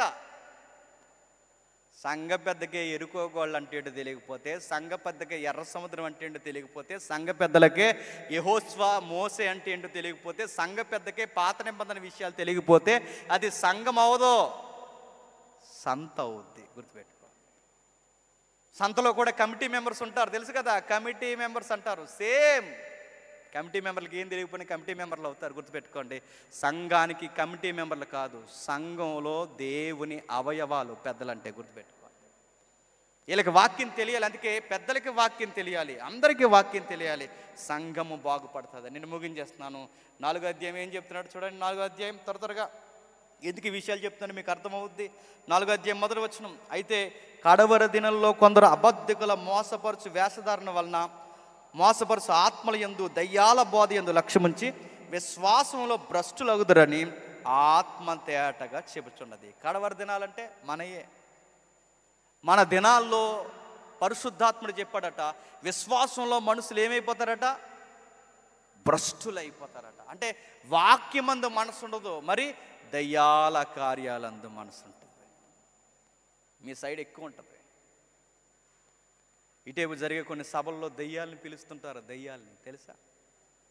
కుమారి రా అన్నాడట. కుమారి వచ్చింది, ఎర్రసుని వేసుకుని నిలబడింది. ఎవరని అడగకండి. పో అన్నాడట. పోను అంతే. పో, నజరేయుడైన యేసు నామమున నిన్ను ఆజ్ఞాపిస్తున్నాను పో అన్నాడట. చాలా చూసాం ఇలాంటివి అంది. మీరు జరిగింది యూట్యూబ్లో అంతా మీరు చూడండి కావాలంటే. ఏ పో అన్నాడు. నీ పేరేంటి, ఎక్కడి నుంచి వచ్చావు? ఆజ్ఞాపిస్తున్నాను పో అన్నాడంటే నా పేరు దొరగమ్మ అంతే. ఎంత గొడవ అయిందండి సోషల్ మీడియాలో. నేను అడుగుతున్నాను, దయ్యాలా అని అడుగుతున్నాను. వాక్యం చెప్పండి అయ్యా అంటే చెప్పండి. దయ్యాలు మంత్రాలు ఇదే వద్దు, గుర్తుపెట్టుకోండి. భ్రష్టులు అవుతారు, భ్రష్టులు అవుతారు. వాక్యం వినడం లేదట. కిందికి చెప్తున్నారు, కొన్ని ప్రాక్టీస్లు వచ్చేయట. వివాహం నిషేధిస్తారు. వివాహం నిషేధిస్తారంటే మ్యారేజ్ని చాలా తక్కువ చూస్తారట. ఈ రోజుల్లో కూడా మీరు చూడండి, మ్యారేజ్కి చాలా పెద్దపీట ఉందండి బైబిల్లో. వివాహాన్ని చాలా గౌరవించాడు. ఈ రోజుల్లో కొన్ని సంఘాలు ఏం చేస్తున్నాయి తెలుసా? నిషేధించేవి కొన్ని ఉంటే వివాహం గౌరవం తీసి రోడ్డు మీద పడేస్తున్నారు. ఎవరు చేస్తున్నారు తెలుసా? కేరళ రాష్ట్రంలో, క్రిస్టియన్ రాష్ట్రంలో 2 మగపిల్లగాళ్ళకి పెళ్లి చేశారండి. బిషప్ 2 మగపిల్లగాళ్ళకి పెళ్లి చేశారు. వీళ్ళిద్దరట బీటెక్ ఫైనల్ ఇయర్లో ప్రేమించుకున్నారట. సిగ్గు లేకుండా పెళ్ళి ఎక్కడ చేస్తున్నారట? చర్చిలో చేస్తున్నారట. ఈడు తాళి కడుతుంటే ఆడు సిగ్గుపడిపోతున్నాడండి. ఆ వీడియోలో నాకు చచ్చిపోవాలనిపించింది ఆ వీడియో చూస్తున్నాడు. మగపిల్లని అడుగుతున్నాను, పోనీ ఆడపిల్లని అడుగుతున్నాను. మగపిల్ల ప్రేమించుకోవడం తప్పు. మగపిల్లలు ప్రేమించుకుని చర్చిలో పెళ్ళిళ్ళు చేసుకోవచ్చా? నేను సీరియస్ చెప్తున్నాను. చంపుతాడు దేవుడు ఏమనుకుంటున్నారు? బైబిల్కి నైతికత ఉంది, బైబిల్ విలువలు నేర్పించింది. ప్రేమ పెళ్ళిళ్ళకి సంఘ పెద్దలు కానీ నాయకులు కానీ దైవజనులు పెద్దపీట వేయడానికి వీల్లేదు. మీకు ప్రేమ దోమ చెత్త చెదారం అంటే రిజిస్టర్ ఆఫీస్ ఉంది, అక్కడ పోయి చేసుకోండి. కానీ మీరు సంఘానికి వచ్చి మేము ప్రేమించుకున్నామంటే నెక్స్ట్ జనరేషన్కి మీరు ఏమి నేర్పిస్తారో? సంఘానికి వచ్చి నువ్వు చూసుకుని పెళ్ళిళ్ళు చేసుకోండి అని చెప్పడానికి ఇది మ్యారేజ్ అడ్డా అనేది? బైబిల్లో ఒక నైతికత ఉంది. ఇక్కడ అక్క, చెల్లి, తమ్ముడు, అన్న, తండ్రి, అమ్మ అంతే తప్ప వేరొక సూపు కానీ మాట కానీ పుట్టుకొచ్చిందో బైబిల్ ఒప్పుకోదు, గుర్తుపెట్టుకోండి. ప్రేమ పెళ్ళిళ్ళు లేవు. మీరు ఒప్పుకున్నా మీకు నచ్చినా నచ్చకపోయినా. బైబిల్లో ప్రేమ పెళ్లి చేసుకున్న వాళ్ళు ఎంత భ్రష్టు పట్టుకుపోయారో చూడండి. ప్రేమ పెళ్ళిళ్ళు లేవు. బయట బాగుంటాయి ప్రేమ వివాహాలు, సంఘంలో కాదు. బైబిల్ ఒక ప్యాటర్న్ చెప్పింది, విశ్వాసి అంతే. బైబిల్ విశ్వాసి. వెలుగుకి చీకటికి సంబంధం లేదు, చీకటికి వెలుగుకి పొత్తు కుదరదు, బయలుకి ప్రభువుకి సంబంధం లేదు, విశ్వాసికి అవిశ్వాసికి పొంతన కుదరదు. నువ్వు విశ్వాసిగా విశ్వాసం ప్రకారమే పెద్దల ద్వారాను తల్లిదండ్రుల ద్వారాను అరేంజ్డ్ మ్యారేజ్ జరగాల తప్ప నేను గాఢముగా ప్రేమించాను నాకు పెళ్లి చేయండి పాస్టర్ గారు అంటే ముందు తన్ని బయటకు దోసేయాలి, గుర్తుపెట్టుకోండి. ప్రేమించావా? మళ్ళీ పైపచ్చుకొచ్చి పాస్టర్ గారిని ప్రార్థనలు అడుగుతారు. ఇంకా ఆవిడ విశ్వాసి కాలేదండి, నేను మార్చేసుకుంటాను అన్నాడు. ఏం మార్చేస్తావు? నీ తలకాయ. నువ్వు మార్చేస్తావా? ఇప్పుడు ప్రేమించాడట, నేను మార్చేసుకుంటానండి. ఈవిడంటుంది ఈ మధ్య మన క్రైస్తవ తల్లులు కూడా, అబ్బాయి ఇంకా బాప్టిజం తీసుకోలేదు, నేను పెళ్లి చేసుకుని నీ బొంద మారుతో నువ్వు మార్చలేవని మళ్ళీ చెప్తున్నా. సొలొమోనే మార్చలేకపోయాడు. వాళ్ళ భార్యలు మార్చాడా? సొలొమోను నీకన్నా జ్ఞాని మార్చాడా? సంసోను మార్చగలిగాడా? అవిశ్వాసను మార్చని నీ వల్ల వద్దనుకుంటున్నావా? దేవుడు ఊరకే చెప్పాడా? విశ్వాసే పెళ్లి ఊరకే చెప్పాడా? ఆయనకి తెలీదా? మన పెళ్ళిళ్ళని బట్టి మన వ్యవహారాలను బట్టి మార్చేద్దాం అనుకుంటున్నా, లేదు. దేవుడు చెప్పాడు, జాగ్రత్త. వివాహాన్ని నిషేధించేవారు కొంతమంది అయితే, వివాహాన్ని ప్రేమ పేరుతో అపవిత్రపరిచేవారు మరికొంతమంది. ఇలాంటివి అస్సలు ఎంకరేజ్ చేయొద్దు తిమోతి, ఇలాంటి అస్సలు ఎంకరేజ్ చేయొద్దు. కడిగే ఈ ప్రాబ్లమ్స్ అన్నీ ఎక్కడున్నాయి చెప్పండి? ఏబిసి సంఘంలో ఉన్నాయి. ఇన్ని బాధ్యతలు ఎవరి భుజాల మీద పెడుతున్నాడు చెప్పండి?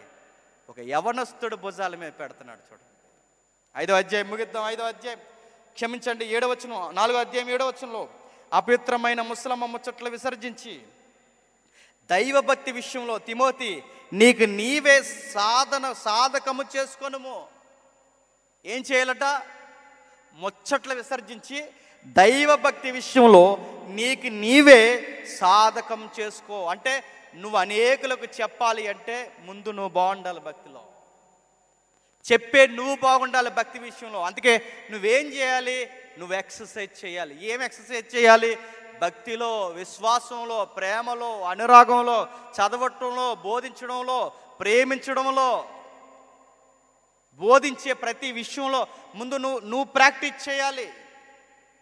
నువ్వు ఫిట్గా లేనప్పుడు భక్తిలో నువ్వు ఎదుటి వారికి ఏమీ చెప్పలేవు తిమోతి. ఎలా సాధకం చేయాలి? ఇప్పుడు మనం ఉన్నామండి, టైం పాడు లేకుండా అడ్డదిడ్డంగా తినేసి రేపు నుంచి రైస్ దొరకదన్నట్టు ఈరోజు గట్టిగా తింటున్నాం అనుకోండి, ఎలా ఉంటుందండి? బాడీ మొత్తం వాసౌట్ అవుతుంది. లావుగా అయిపోయిన తర్వాత అద్దం ముందుకు పోయి లావు అయిపోయాను, సన్నం అయిపోవాలి, సన్నంగా అయిపోవాలి, 6 ప్యాక్ వచ్చేయాలనుకుంటే వచ్చేద్దా? అద్దం ముందు నిలబడితే అనుకుంటూ వచ్చేస్తుందా? సన్నంగా కావాలనుకుంటే అయిపోతావా? అవ్వో. ముందు తిండి తగ్గించి రన్నింగ్ చేసి కాస్త ఎక్సర్సైజ్ చేస్తే అప్పుడు నువ్వు అనుకున్న బాడీ వస్తుంది. దీన్నే ఎక్సర్సైజ్ అంటారు. దీన్ని నువ్వు అనుకున్న సేపు నీకు రావాలి అంటే భక్తిలో కూడా దేవుడు కోరుకున్న వ్యక్తిత్వం మనకు రావాలి అంటే ప్రాక్టీస్ చేయాలి. గుర్తుపెట్టుకోండి. 1-2 వచనాలు చదివితే నీకు నిద్ర వస్తుంది. నువ్వు ఎలా ప్రారంభించాలో తెలుసా? ముందుగా 4 వచనాలు, తర్వాత అధ్యాయం, తర్వాత 2 అధ్యాయాలు, తర్వాత 3 అధ్యాయాలు. ఇది ప్రాక్టీస్. గుర్తుపెట్టుకోండి. ఒక 2 నిమిషాలు ప్రార్థన చేయలేవు, కానీ 2 నిమిషాలు 3 నిమిషాలు అవ్వాలి. 4 నిమిషాలు. ఈరోజు 2, రేపు 3, రేపు 4, వారం అయ్యేసరికి 10 నిమిషాలు, అరగంట, గంట మన భక్తి ప్రార్థన జీవితం అలా పెరగాలి. దీన్ని ఏమన్నాడంటే ఎక్సర్సైజ్ అన్నాడు. ఒక్కసారి 10 అధ్యాయాలు చదవాలంటే చదువుకోలేం, ఒక్కసారి గంట ప్రార్థన చేయాలంటే చేయలేం. మెల్లమెల్లగా అలవాటు చేసుకున్నప్పుడు ఈ సాధకం ఎప్పుడైతే చేస్తామో మన భక్తిలో స్ట్రాంగ్గా తయారవుతాం. తిమోతికి చెప్తున్నాడు, ముచ్చట్ల మానేసి టైం అంతా దేనికి ఇస్తావంటే తిమోతి, ప్రార్థన, చదువుటయందు, బోధించేటయందు, వీటి యందు నువ్వు ఎక్కువ ప్రాక్టీస్ చేయి. ఎందుకంటే ఎంతమందికి నువ్వు చెప్పాలి అంటే నువ్వు ప్రాక్టీస్ గట్టిగా చేయాలని చెప్పాడు. ముసలమ్మ ముచ్చట్లు ఉంటాయంటే ఇప్పుడు ఈ ముసలమ్మ ముచ్చట్లు అన్నీ ఇందులోకి వచ్చాయి. ఫోన్లో రీల్స్ రీల్స్ రీల్స్ రీల్స్ నీ చేయబడిపోవాలి తప్ప రీల్ అవ్వదు. Reels reels reels reels reels టిక్టాక్లు, దేవుడి దేవాల టిక్టాక్ పోయింది ఇండియా నుంచి. ఇన్స్టాగ్రామ్, ఫేస్బుక్, చెత్త చెదారం, దీంతోనే టైం అయిపోతుంది. కొంతమంది యవనస్తులు ఏకంగా ఫోన్ బాత్రూంలోకి పట్టిపోతున్నారు. తినే దగ్గర ఫోను, కూర్చునే దగ్గర ఫోను, చివరికి బాత్రూంలో కూడా ఫోను. ఎందుకంటే ఇప్పుడు ఆ టబ్ మీద కూర్చుని ఆడ ఫేస్బుక్ ఓపెన్ చేస్తే కానీ లోపల కార్యక్రమాలు జరగవు. చిన్నప్పుడు ఒక మాట అనేవారు, పెద్దలట మార్నింగ్ స్మోక్ చేస్తే వాళ్ళకి ఏదో అయ్యేదట, టీ తాగితే కాలకృత్యాలు అయ్యేవట. ఇప్పుడు యంగ్స్టార్స్ ఏంటి చెప్పినా, ఫోన్ ఎట్టుకెళ్తేనే కార్యక్రమాలు అవుతాయి అట్లా లోపల. చచ్చిపోతున్నారండి ఈ ఫోన్తో, యాక్సిడెంట్లు ఈ ఫోన్ వల్ల అయిపోతున్నాయి. చివరికి తినే దగ్గర ఈ phone phone phone phone phone ముచ్చట్లు, చెత్త ముచ్చట్లు. ఇందులో ఏముంటుందండి? వాట్సాప్ ఒక ముచ్చట, ఫేస్బుక్ ఒక ముచ్చట, రీల్స్ ఒక ముచ్చట. ఈ ముచ్చట నీ టైం సగం, నీ రోజులో సగం టైం దేనికి అయిపోతుందో తెలుసా? ముచ్చట. ఒక గంటన్నర వాక్యం చెప్తే నీకు ఇక్కడ బుర్రకెక్కదు, కానీ సోషల్ మీడియాలో గంటలు గడుపుతాం మనం. ముచ్చట్లు. అందుకే పోలికిచ్చాడు, అపవిత్రమైన ముసలమ్మ ముచ్చట్లు ఏం పనికొచ్చే విషయం ఉండదండి. ముచ్చట్లు. ఈ ముసలి వాళ్ళందరూ ఇంటి దగ్గర కూర్చొని చెప్తుంటారు. ఏమని చెప్తారు? వెళ్ళిపోయేవాడు నిలబెట్టారే ఇలారా అని చెప్పి ఆయన కూర్చోబెట్టి చెప్తారు.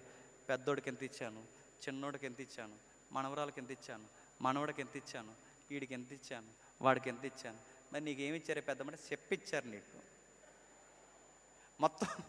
మొత్తం లాగేసుకుని నీకేమి ఇచ్చారు చెప్పి కూర్చుని ఈ ముచ్చట్లన్నీ చెప్తారు. కొంతమంది ముచ్చట్లు ఉంటాయి, వీళ్ళకి ఎక్స్ట్రీమ్ ముసులో వీళ్ళు ఏం చేస్తారు చెప్పిన, మీ వయసులో ఉన్నప్పుడు మేము ఏం చేసేవాళ్ళం తెలుసా, ఏం చేసేది ఎవరెస్ట్ దూకేదానివా, ఏం చేసేదానివి, ఏం చేసేదాన్ని. కొంతమంది చెప్తారు మీ వయసులో ఉన్నప్పుడు మీ తాతయ్య గారికి ఎంతమంది ఉండేవారు తెలుసా, 5 అని చెప్పిందంట. ఆ 5లో ఒకరు, ఈ 5లో ఒకరు, ఈ 5లో ఒకరు, నేను 6 అందట. అలా చెప్పొచ్చా? కొంతమందికి ఏం చెప్పాలి కూడా తెలుసు. వీళ్ళకి బుద్ధి నేను అడుగుతున్నాను. వీళ్ళకి చింత చచ్చినా చెప్పండి, పులుపు చదవడం ఇలాంటి ముచ్చట్లు అని చెప్తే, మనవళ్ళకి మనవరాలకి ఇలాంటి చెప్తే వాళ్ళ తాతని ఇన్స్పైర్ అయ్యాడు అనుకోండి. మా తాత మినిమం 5 అంటే మనకి అనుకుంటే జైల్లో వేసేస్తారు తీసుకెళ్ళి. ఏం చెప్పాలి కూడా ఇవే ముచ్చట్లు, ఇలాంటి చెత్త ముచ్చట్లనే మానేసి బైబిల్ చదువుకోవాలి, ప్రార్థన చేసుకోవాలి, ప్రేయర్ లైఫ్ టైమింగ్ పెంచుకోవాలి. వీటి యందు నువ్వు సాధకం చేయి. 12వ వచనంలో ఎవరిని బట్టి ఎవడో నేను తృణీకరించకూడదు, మాటల్లో, ప్రవర్తనలో, ప్రేమలో, విశ్వాసంలో, పవిత్రతలో మాదిరిగా ఉండాలి. నేను వచ్చేంత వరకు చదువుట యందు, హెచ్చరించడం, బోధించుట యందు జాగ్రత్త కలిగి ఉండాలి. కిందికి చెప్తున్నాడు 10వ వచనంలో, వీటి యందు నీ అభివృద్ధి అందరికీ తేటగా కనబడాలి, మనస్కరించు, వీటి యందే సాధకం చేసుకో. కిందకి చెప్తున్నాడు, నిన్ను గుచ్చి నీ బోధన గుచ్చి జాగ్రత్త కలిగి ఉండుము, వీటిలో నువ్వు నిలకడగా ఉండని ఎల్లా నువ్వు ఇలాగ చేసి నిన్నును నీ బోధ విని వారిని రక్షించుకుంటావు. ముందు నువ్వు బాగుంటే వినేవాళ్ళు బాగుంటారు. నువ్వే బాగోకపోతే నువ్వు వినే వాళ్ళకి ఎంత చెప్దాం అనుకున్నా నువ్వు చెప్పలేవు, నీ వల్ల కాదు. తిమోతి అని ఒక యవ్వనస్తుడిని ఎంత సిద్ధం చేస్తున్నాడు అంటే, నేను ముగించేస్తున్నాను. 5వ అధ్యాయం. వృద్ధుని గద్దెంపక తండ్రిగా భావించి అతను హెచ్చరించము, అన్నదమ్ములని, యవ్వనులను, తల్లులని, వృద్ధ స్త్రీలను, అక్క చెండులని, పూర్ణ ప్రవృత్తితో యవన స్త్రీలను హెచ్చరించము, నిజముగా అనాథులైన విధవరాండ్లను గౌరవించు. సంఘంలో ఏముండాలట? సంఘంలో యవనస్తులు బాగా వినండి, ఏముండాలట? వృద్ధులను గద్దెంపక, వయసులో పెద్దవారా తండ్రి గారు అని సంబోధించు, పెద్ద అయినా అని గౌరవించు. వయసులో ఉండి వయసులో ఉన్నవారు పెద్దవారు ఉన్నారా తల్లి అని గౌరవించు. వయసులో ఉన్నవారా అన్నయ్య అని గౌరవించు. వయసులో ఉండి నీకన్నా చిన్నవాడా తమ్ముడు అని గౌరవించు. ఒకవేళ పెద్ద ఆవిడ అక్క అని పిలువు, ఇంకా చిన్నగొందా చెల్లి అని పిలువు. ఈ పిలుపు తప్ప సంఘంలో వేరొక పిలుపు ఉండడానికి వీల్లేదు. నిక్ నేమ్స్ లేవు, వరుసలు లేవు, బావ బామ్మర్ది ఇవి మీ ఇంటి దగ్గరికి బాగుంటాయి, సంఘంలో కుదరదు. సంఘంలో అందరూ ఒకటే, సహోదరులు అంతే. పెద్దవారైతే తండ్రులు, పెద్దవారైతే తల్లులు, పెద్దవారైతే అక్కలు, పెద్దవారైతే అన్నలు, చిన్నవారైతే చెల్లెళ్ళు, చిన్నవారైతే తమ్ముళ్ళు అంతే. వేరొక పిలుపు సంఘంలో ఉండడానికి వీల్లేదు. ఈ ప్రాబ్లమ్స్ అన్నీ ఎక్కడున్నాయండి? ఏపీసీఎస్ సంఘం. నేను అడుగుతున్నాను, ఈ ప్రాబ్లమ్స్ ఏపీసీఎస్ సంఘంలో కాదు, ఇప్పుడు ప్రతి లోకల్ చర్చిలో ఈ ప్రాబ్లమ్స్ ఉన్నాయి లేదు చెప్పండి. ఇలాంటి ప్రాబ్లమ్స్ని మార్చాలి అంటే దేవుడికి ఎవరు కావాలి చెప్పండి? యంగ్స్టర్స్ మీరే కావాలి, గుర్తుపెట్టుకోవాలి. ఇలాంటివన్నిటినీ బాగు చేయాలంటే మీరే కావాలి. నెక్స్ట్ జనరేషన్ మీరే తయారవ్వాలి. ఇప్పుడు చెప్తున్నాడు తిమోతికి, ఒట్టే చెప్తున్నాను, నిజంగానే ముగించేస్తాను. ఇప్పుడు చెప్తున్నాడు తిమోతికి, ఏమని చెప్తున్నాడంటే, నాన్న తిమోతి, వీళ్ళు ఎందుకు ఇలా చేస్తున్నారంటే ఒక విషయాన్ని మిస్ అయిపోయారు. ఏ విషయం మిస్ అయిపోయారు? 6వ అధ్యాయం 5వ వచనం, చెడిపోయిన మనసు కలిగి సత్యహీనులై దైవభక్తి లాభ సాధనం అనుకుని మనుషుల వలన వ్యర్థ వివాదములు కలుగుచు. ఏమైందట? ఈ పెద్దలకి, ఎవరైతే ఎపిసి పెద్దలు ఉన్నారో చూసారా, వీళ్ళకి తెలుసట కథలు చెప్పకూడదని, కానీ ఏం చెబుతున్నారు? కథలు చెబుతున్నారట. వంశాలు చెప్పకూడదని వీళ్ళకి తెలుసట, అయినా చెబుతున్నారు. రాజకీయాలు చెప్పకూడదని వీళ్ళకి తెలుసట, అయినా చెబుతున్నారు. పెద్దలు వాక్యం బోధించాలని తెలుసట, అయినా వాక్యం చెప్పడం మానేశారట. అరే వివాహాన్ని గౌరవించాలని తెలుసట, అన్నీ మానేశారట. వావి వరుసలు సంఘంలో లేకుండా పోయేని పెద్దలకు తెలుసట. మరి ఎందుకు వీళ్ళు సరి చేయట్లేదు, ఎందుకు సరి చేయరంటే 5వ వచనంలో చెప్తున్నారు, వీళ్ళ మనసు ఏమైందట? చెడిపోయింది. మనసు ఎప్పుడైతే చెడిపోయిందో సత్యహీనులు అయిపోయారట. భక్తిని ఎలా చూడడం నేర్చుకున్నారట? చెప్పాలి, అక్కడ ఉంది. భక్తిని ఎలా చూడడం నేర్చుకున్నారట? దైవ భక్తి చెప్పండి, గొప్ప లాభ సాధన అంటే ఈ భక్తిలో చెప్పండి వ్యాపారం బాగుందని డిసైడ్ అయిపోయారట. కథలు ఎందుకు చెప్తున్నారా అంటే కథలు చెబితేనే జనాలు బాగా వస్తారు, సత్యం చెప్తే జనాలు రారు. ఇప్పుడు కథలు చెబితే జనాలు బాగా వస్తున్నారు కనుక కథలు చెప్పి జనాలు పిలిస్తే బాగా ఏమొస్తాయి చెప్పండి? లాభాలు వస్తాయి. వంశాలు ఎందుకు చెప్తున్నారు? లాభాలు వస్తాయి. రాజకీయాలను ఎందుకు చూస్తున్నట్టు వదిలేస్తున్నారు? లాభాలు వస్తాయి. వావి వరుసలు లేకపోయినా ఎందుకు ఏమనడం లేదు? ప్రజల్ని ఏమన్నంటే మానేస్తారు. మానేస్తే ఏం పోతాయి? లాభాలు పోతాయి. అంటే భక్తిని ఏమనుకుంటున్నారు చెప్పండి? లాభం అనుకుంటున్నారు. తిమోతి భక్తిలో లాభాలు ఎదుగుతున్నారు. వచ్చేవాళ్ళు కూడా ఎలా వస్తున్నారు? వచ్చేవాళ్ళు కూడా ఎలా వస్తున్నారంటే యేసు ప్రభు ఏమిస్తాడనే వస్తున్నారు. అంటే ఏదోటి ఇవ్వకపోతే రారు. ఇప్పుడు భక్తులందరూ ఇప్పుడు మెజారిటీ ఎంతమంది ఉన్నారండి? మెజారిటీ క్రిస్టియానిటీ యేసు ప్రభు దగ్గరికి ఎందుకు వస్తారు చెప్పండి? ఏదోటి ఇస్తాడనే వస్తారు. ఏమివ్వడు ఈ దేవుడు అంటే వస్తారా? ఉద్యోగం రావాలనో, పెళ్ళి అవ్వాలనో, పిల్లలు పుట్టాలనో, వ్యాపారాలు బాగుండాలనో, అప్పులు పోవాలనో, కోర్టు సమస్యలు ఏదో ఒకటి. ఇప్పుడు లైవ్ ఇస్తున్నారుగా మీ దాంట్లో, యూట్యూబ్ లైవ్లు ఇస్తున్నప్పుడు ఈ మధ్య ఒక మెసేజ్ వస్తుంది చూడండి. www. పలానా నెంబరు సో అనే అడ్రస్ ఇచ్చి జ్యోతిష్యం చెప్పబండి అని వస్తుంది చూడండి కావాలంటే. ఈ లైవ్ షాట్లు ఇప్పుడు ఆ మధ్య ఎవడొస్తాడు తెలియదు, జ్యోతిష్యం చెప్పండి అని పలానా కాంటాక్ట్ నెంబర్ సంప్రదించాల్సిన సెల్ నెంబర్ ... అని చెప్పి ఇదిగో మీకు జ్యోతిష్యం చెప్పండి. జ్యోతిష్యంలో పాయింట్స్ ఉంటాయి. పాయింట్స్ ఏంటి చెప్పినా? ఆర్థిక ఇబ్బందులతో ఉన్నారా? జ్యోతిష్యం చెప్పబడి. అనారోగ్య సమస్యతో ఉన్నారా? అవును, జ్యోతిష్యం చెప్పబడి. పిల్లలు లేక ఉన్నారా? జ్యోతిష్యం చెప్పండి. వచ్చే ఏడాది మీకు శుభం కలగాలని కోరుకుంటున్నారా? జ్యోతిష్యం చెప్పండి. సేమ్ పాయింట్స్ మనం ఎక్కడ వింటున్నామండి? యేసు ప్రభువుని నమ్ముకుండని చెప్పడానికి కూడా అవే పాయింట్స్ మనం చెబుతున్నాం.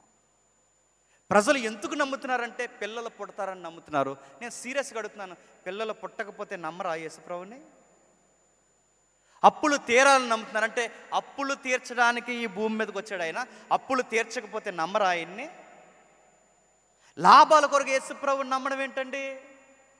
చెప్పేవాళ్ళు లాభాల కొరకే చెప్తున్నారు, వినేవాళ్ళు కూడా యేసు ప్రభువుని ఎలా నమ్ముతున్నారండి? లాభాల కోసమే నమ్ముతున్నారు. ఇది భక్తా చెప్పండి, వ్యాపారమా? వ్యాపారం ఇది. మార్కెట్లో సబ్బులు అమ్ముకునేవాడు, వస్తువులు అమ్ముకునేవాడు ఎలాగైతే వ్యాపారం చేస్తాడు, ఈరోజు యేసు ప్రభువుని ఎపిసి సంఘంలో ఈరోజు కూడా అమ్మేస్తున్నారు. ఈ నమ్ముకుంటే పని అవుద్దని చెబుతున్నారు. హైదరాబాద్లో ఒక పెద్ద సేవకుడు ఉన్నాడు, పేరు ఊరు ఏం అడగండి, బ్రేకులు కూడా అడగండి, జస్ట్ కంటెంట్ వినండి.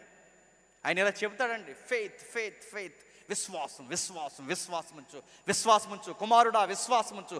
ఏమనుస్తావంటే ఇదిగో నీకు 2 అంతస్తుల బిల్డింగ్ కావాలా? లేక బాధపడుతున్నావా? బాధపడుతున్నావా? అవును సార్. బాధపడుతున్నావా? అవును సార్. అయితే నీకు ఈ ఏరియాలో వెళుతున్నప్పుడు ఏ బిల్డింగ్ నచ్చిందో ఆ బిల్డింగ్ సెలెక్షన్ చేసుకో. వెళ్ళి పోయే ముందు ఎవరు లేని టైంలో గేటు మీద సెయ్యేసి నజరేయుడైన యేసు నామమున ఇల్లు నాకు కావాలని అడుగు, ఆ రోజే దేవుడికి ఇల్లు అనుగ్రహించును గాక అన్నాడట. నేను అడుగుతున్నాను, ఆ ఇల్లు అంటే ఇప్పుడు ఆ ఇల్లు, ఆ 2 అంతస్తులు ఇల్లు ఇతను నచ్చింది, ఇంటి మీద ప్రార్థన చేసి నజరేయుడైన యేసు నామమున ఇల్లు నాకు కావాలంటే మరి ఆ ఇంట్లో ఉన్న వాళ్ళు ఏమైపోవాలి? ఇది విశ్వాసం అంటారా? దీన్ని వ్యాపారం అంటారా చెప్పండి? అంటే వాళ్ళ ఇల్లు నువ్వు లాగేసుకుంటావు, మరి వాళ్ళేమైపోవాలి? ఇలాంటివన్నీ చెబుతున్నారండి. నీకు వాహనం కావాలా? వాహనమే చెయ్యి, దేవుడు నీకు వాహనం ఇస్తుంటే కేవలం కారు కోసం యేసు ప్రభువుని నమ్ముతావా? లాభాలు లాభాలు లాభాలు లాభాలు నడుతున్నాను. యేసు ప్రభు దగ్గరికి వస్తే లాభాలు వస్తాయి లేదో నాకు తెలియదు, కానీ ట్రూ క్రిస్టియన్లో ఏమొస్తాయి చెప్పనా? శ్రమలు వస్తాయి. మైండ్లో ఫిక్స్ అవ్వండి, శ్రమలు వస్తాయి, బాధలు వస్తాయి. నీకు నిజంగా యేసుక్రీస్తు అర్థమైతే, ప్రభువా నాకు బిడ్డల్ని ఇస్తావా లేదా కాదు, ప్రభువా నాకు బిడ్డల్ని ఇవ్వకపోయినా నువ్వెంతైనా నాకు నమ్మదగిన దేవుడు, అది నమ్ము. నాకు రోగాలు వస్తాయి ప్రభువా, నా రోగాలు తగ్గుతాయి లేదో నాకు తెలియదు ప్రభువా, నాకు రోగమున్నా నీవే నాకు నమ్మదగిన దేవుడు అని నమ్ము. కొన్నిసార్లు మొన్న ఒక పాస్టర్ గారు ఒక మంచి ఎగ్జాంపుల్ చెప్పారు. డాక్టర్ గారికి సువార్త చెప్పాలంటే దేవుడు నిన్ను ఎలా తీసుకెళ్తారు చెప్పినా, ముందు నిన్ను రోగ్గా తీసుకెళ్తాడు. అక్కడ గుర్తుపెట్టుకో. హాస్పిటల్ మంచం మీద పడుకున్నప్పుడు డాక్టర్లు చేతులు ఇస్తారు, మా వల్ల అవ్వట్లేదు అంటారట. అన్నప్పుడు డాక్టర్ గారికి ఇప్పుడు సువార్త చెప్పాలంటే ఇప్పుడు నీకు మిరాకిల్ జరగాలి, సువార్త చెప్పాలంటే నువ్వు ఇంత అనారోగ్య సమస్య ఉన్నా నువ్వు ఇంత ధైర్యంగా ఎలాగున్నావయ్యా అని పేషెంట్గా నిన్ను అడిగినప్పుడు నువ్వు చెప్పాలి నీ నోట్లో నుంచి, నేను బ్రతికుట క్రీస్తే, ఈరోజే చనిపోతే ఆ సావు లాభం అని చెప్పాలి. డాక్టర్కి మెంటలు వచ్చేయాలి నీ విశ్వాసం చూసి. నేను అడుగుతున్నాను, ఇలాంటి మాట ఇంత స్ట్రాంగ్గా సువార్త డాక్టర్ చెప్పాలంటే నువ్వు వెళ్ళి అపాయింట్మెంట్ తీసుకుని 10 నిమిషాలు నాకు టైం ఇవ్వండి నీకు సువార్త చెప్తానంటే ఇస్తాడా? ఇప్పుడు ఆ డాక్టర్ సువార్త చెప్పాలంటే ముందు దేవుడు నిన్ను మంచం ఎక్కిస్తాడు, గుర్తెట్టుకో. ఆ మంచం నుంచి నీ ద్వారా సువార్త చెప్పిస్తాడు, గుర్తుపెట్టుకో. అప్పుడు నువ్వు అనాలి, దేవా నాకు రోగం వచ్చినా నీకే మహిమ కలుగును గాక అనగలవా? తిమోతి చెప్పు సంఘానికి. అర్తిమీదేవి గుడికి ఎందుకు వెళ్ళేవారు? మర్చిపోకండి, అర్తిమీదేవి గుడికి ఎందుకు వెళ్ళేవారు? వ్యాపారాలు వస్తాయని వెళ్ళారు, పిల్లలు పుడతారని వెళ్ళారు, అప్పులు పోతాయని వెళ్ళారు, సమాధానం ఉంటుందని వెళ్ళారు. ఇప్పుడు అర్తిమీదేవి గుడికి వెళ్ళిన వారు సత్యమని ఇక్కడికి వచ్చారు. ఇప్పుడు అర్తిమీదేవి గుడి దగ్గర ఏమొస్తాయని వెళ్ళారో ఇప్పుడు యేసు ప్రభు దగ్గర కూడా అవే వస్తాయని వస్తాయి. ఇప్పుడు ఆ గుడికి ఈ చర్చికి ఏమన్నా తేడా ఉందా? ఇది చెప్పు తిమోతి వాళ్ళకి. అక్కడికి ఎందుకు వెళ్ళారు? అక్కడికి ఇందుకు రాకూడదు. అక్కడికి వెళ్ళిన దానికి ఇక్కడికి తేడా ఉంది తిమోతి, వాళ్ళకి అర్థమయ్యేలా చెప్పు. దైవభక్తి అనగానే ఏమి లాభాలు వస్తాయి, ఏమి లాభాలు వస్తాయి కాదు. కింద చెప్తున్నాడు, సంతుష్టి సహితమైన దైవభక్తి గొప్ప అంటే తృప్తి ఉన్న దానిలో ఏముండాలండి? తృప్తి.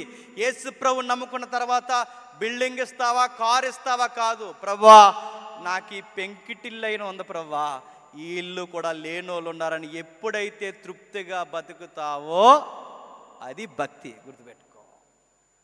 నాకు ఉద్యోగంలో బోనస్లు ఇస్తావా, అది ఇస్తావు కాదు. ప్రభువా ఈ శాలరీ కూడా లేనోళ్ళు ఉన్నారు ప్రభువా, దీన్ని బట్టి నేను స్తుతిస్తున్నాను. ఎవడైతే తృప్తిగా బతుకుతాడో అది భక్తి. భక్తిలో సర్దుకుపోవడం నేర్చుకోవాలి. యేసు ప్రభు నమ్ముకున్న తర్వాత మీరు ఏమి నేర్చుకున్నారా అంటే లగ్జరీ తగ్గించుకున్నాం, ఉన్న దానితో చెప్పండి సర్దుకుపోయి బతకడం నేర్చుకున్నాం. ఇంత చేంజ్ మీకు ఎలా వచ్చిందంటే మేము నమ్ముకున్న ప్రభువుకి ఈ భూమి మీద తలవాల్చుటకు సోటైనను లేదు. అలాంటి దేవుణ్ణి మేము నమ్మినప్పుడు మాకెందుకు లగ్జరీ అని మేము నమ్ముకున్నామని చెప్పాలి. చెబుతున్నామా మనం?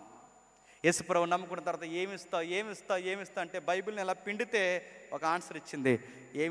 ఏమిస్తా కాదు, నీ కొరకు ఆయన ప్రాణం ఇచ్చాడు, ఇంకేమి ఇవ్వాలి చెప్పు నీకు? నీ కొరకు రక్తం కార్చాడు ఆయన, ఇంకేమి ఇవ్వాలి చెప్పు నీకు? పరలోకం నుంచి భూలోకానికి వచ్చి మట్టి లోకంలో నీ కొరకు ఆకాశానికి భూమికి మధ్య వేలాడి చనిపోయాడు, నీకు ఇంకేమి ఇవ్వాలి చెప్పు నీకు? నీ జీవితానికి ఎన్నో మేలులు జరిగించాడు, నీకేమి ఇవ్వాలి? మీ బార్డర్లోనే నక్సల్ మూమెంట్ ఎక్కువ ఉండేది, తగ్గింది. ఇప్పుడు 89 తర్వాత నక్సల్ మూమెంట్. ఇంకా మీకు డీప్ రిమోట్ ఏరియాస్ ఉన్నాయి, అక్కడికి వెళ్ళి చూడండి. కరెంట్ అంటే ఏంటో తెలియని కుటుంబాలు ఉన్నాయి, వెళ్ళి చూడండి. దీపం అంటే ఏంటో తెలియని కుటుంబాలు వెళ్ళి చూడండి.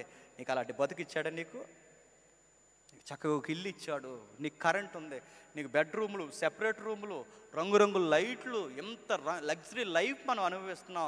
అక్కడికి వెళ్ళి చూడు. వాళ్ళకి కరెంట్ అంటే తెలియదు, ఒక దీపం పెట్టుకుంటారు, చిన్న ప్రార్థన చేసుకుంటారు, గుప్పిడి మెతుకులు వండుకుని తింటారు. ఏమీ లేకపోయినా మీరు ఎంత ధైర్యంగా మీరు ఎలా బతకగలుగుతున్నారా అని అంటే వాళ్ళ దగ్గర ఒక ఆన్సర్ ఉంది. మాకు కరెంట్ లేకపోయినా, లగ్జరీ లేకపోయినా మా జీవితాల్లో యేసయ్య ఉన్నాడు చాలు అన్నారు వాళ్ళు. అది భక్తి అంటే. మనకు అన్నీ ఉన్నాయి, మాకు ఫర్నిచర్ ఉంది, లగ్జరీ రూమ్స్ ఉన్నాయి, అన్నీ ఉన్నాయి మనకి. కానీ ఇన్ని ఉన్నా మళ్ళీ మోకాళ్ళు వేసి అడుగుతాం ఏమని? దేవా మాకు ఏమిస్తామని. ఏమి ఇవ్వాలి? నీకు ఇచ్చాడు, నీకు చూడడం రావట్లేదు. నీకు స్థితిగతులు చాలా ఇచ్చాడు, చూడడం రావట్లేదు. బయటికి వెళ్ళి చూడండి, డ్రైనేజీ పక్కన బరకాలు కట్టుకుని బతికే వాళ్ళు ఉన్నారు చూడండి. నీకు నాకు అలాంటి జీవితం ఇచ్చాడా? బరకాల కింద చంటి బిడ్డని ఇలా పక్కలో వేసుకుని నిద్రపోయే వాళ్ళు ఉన్నారు చూడండి. బయటికి వెళ్ళి చూడండి, రైల్వే స్టేషన్ మీకు దగ్గరలో వెళ్ళి చూడండి, పాచన్నం పరమన్నంలా తినేవాళ్ళు ఉన్నారు ఆ ట్రాక్ల మీద వెళ్ళి చూడండి. నీకు అలాంటి జీవితం ఇచ్చాడా? తినేసిన ఎంగిలి పొట్లాలు ఏరుకుని తినేవాళ్ళు ఉన్నారు, వెళ్ళి చూడండి. నీకు నాకు అలాంటిది ఇచ్చాడా? ఉదయం వండుకున్నది మధ్యాహ్నం తినం, మధ్యాహ్నం వండుకున్నది సాయంత్రం తినం, రాత్రి మిగిలిన కూర ఉదయం తినం. ఎంత లగ్జరీగా బతుకుతున్నామండి మనం. పౌలు చెబుతున్నాడు తిమోతికి, భక్తి అనగానే ఉన్న దానితో సర్దిగిపోవడమే భక్తి. తిమోతి ఇది నేను పాటిస్తున్నాను, నువ్వు పాటించు, ఇదే సంఘానికి చెప్పు. తిమోతి సంఘానికి ఇదే చెప్పు. నిజంగా యేసుప్రభు అర్థమైతే ఇలా ఉంటుందండి, మీకు కన్నీళ్ళు రావాలి. యేసుప్రభు అర్థమైతే ఇలా ఉంటుంది. ఒక దైవజనుడు, యథార్థమైన దైవజనుడు, ఇలాంటి దైవజనులు ఉన్నారు కనుకే ఇంక ఈ భూమి తిరుగుతుందండి, లేకపోతే ఎప్పుడో ఈ సృష్టి ఆగిపోవాలి. గొప్ప దైవజనుడు పేదరికం నుండి సేవ చేస్తున్నాడు, ఉన్నతమైన సేవ జరిగిస్తున్నాడు, సిటీలో సేవ చేస్తున్నాడు. సిటీలో సేవ అంటే ఎన్ని ఖర్చులు ఉంటాయండి. చిన్న సంఘం అయింది, 4-5 వస్తారు, ఆ సంఘాన్ని నడిపిస్తున్నాడు. అంతంత మాత్రమే కానుక వస్తుంది, ఆ కానుక కూడా సేవకు ఉపయోగిస్తున్నాడు. చిన్న ఇల్లు ఉంది, ఒకే గది, ఆ గదిలోనే గ్యాస్ స్టవ్ ఉంటుంది, ఆ గదిలోనే మంచం ఉంటుంది, ఆ గదిలోనే ముగ్గురు పిల్లలతో ఉంటాడు, ఆ గదిలోనే చిన్న గదిలో బతుకుతున్నాడు. ఒకరోజు పాస్టర్ అమ్మగారికి అప్పటికే 2 పిల్లలు, ఇప్పుడు ఆడపిల్ల పుట్టింది. పాస్టర్ అమ్మగారికి వాళ్ళందరికీ ఒకటే మంచం ఉంటుంది, చిన్న గది కనుక ఆ మంచం మీద 2-3 కన్నా ఎక్కువ నిద్రపోకూడదు. ఇప్పుడు 2 మగపిల్లలు ఉన్నారు, ఒక ఆడపిల్ల పుట్టింది. ఇప్పుడు బాలింత తల్లి, ఇప్పుడు నెలలు నిండిన బిడ్డ, ఇప్పుడు వీళ్ళిద్దరు మంచం మీద నిద్రపోవాలి. ఇప్పుడు 5 ఉన్నారు, 2 మగపిల్లలు, ఆడపిల్ల, పాస్టర్ అమ్మగారు, పాస్టర్ గారు. 5కి ఆ మంచం సరిపోద్దా? సరిపోద్దు. పాస్టర్ గారికి ఏం చేయాలో అర్థం కాలేదు. ప్రేయర్కి వెళ్ళి వచ్చారు. పాస్టర్ అమ్మ నెలలు నిండిన బిడ్డ మంచం మీద నిద్రపోవాలి, ఈ కుర్రగాళ్ళు ఎందుకు ఉంటారు, అస్సలు కుదురుండరు. వీళ్ళ అమ్మ చెల్లి కన్నా ముందే వీళ్ళ మంచం ఎక్కేశారు. ఇప్పుడు దిగండ్రా అమ్మ చెల్లి నిద్రపోతారంటే ఆ వయసుకి వాళ్ళకి అర్థమవుద్దా? మన కింద నిద్రపోదామంటే వాళ్ళు ఊరుకోరు. ఇప్పుడు ఎక్కడ లేని గొడవ చేస్తారు. ఇప్పుడు అక్కడ లేని గొడవ చేస్తే బయట టాక్ ఉంది, ఈ క్రైస్తవులు అర్ధరాత్రుల వరకు నిద్రపోరని. అందుకే ఈ క్రైస్తవులకు ఇల్లు ఇవ్వకూడదంటారు. పాస్టర్ గారికి ఇవన్నీ తెలుసు. మమ్మల్ని బట్టి యేసయ్యకి ఏమాత్రం అవమానం రాకూడదని ఆలోచించాడు, ప్రార్థన చేసుకున్నాడు. కింద ఒక బెత్త వేసాడు. రే చిన్న గేమ్ ఆడదామరా అన్నాడు 2 పిల్లలతో. ఏంటి డాడీ అన్నారు. మీకు విషయం చెప్తాను. 2-3 లెక్కెట్టేసరికి ఎవడైతే ఈ బెత్త మీదకి వచ్చాడో వాడే నాతో నిద్రపోవాలరా, ఇది నాకు మాత్రమే. నేను 3 అంకెలు లెక్కెట్టేసరికి ఎవడైతే రాలేదో వాడు ఇంక కిందకి రావడానికి వీల్లేదు. ఈ గేమ్లో నువ్వు మన ముగ్గురం తప్ప అమ్మ చెల్లి గేమ్లో లేరు, ఏమంటారు అన్నాడు. ఎస్ డాడీ అన్నారు. అయితే లెక్క పెడుతున్నాను మరి. 1 2 3 అనగానే టక్కమని ఇద్దరు దిగేశారు. టక్కమని దుప్పటి కప్పేశాడు. పడుకోండి, అమ్మని చెల్లిని ఇక్కడికి అసలు రానివద్దు, మీ ఇద్దరు మంచం మీద పోండి, మేము కింద పడుకుంటాం అన్నాడు.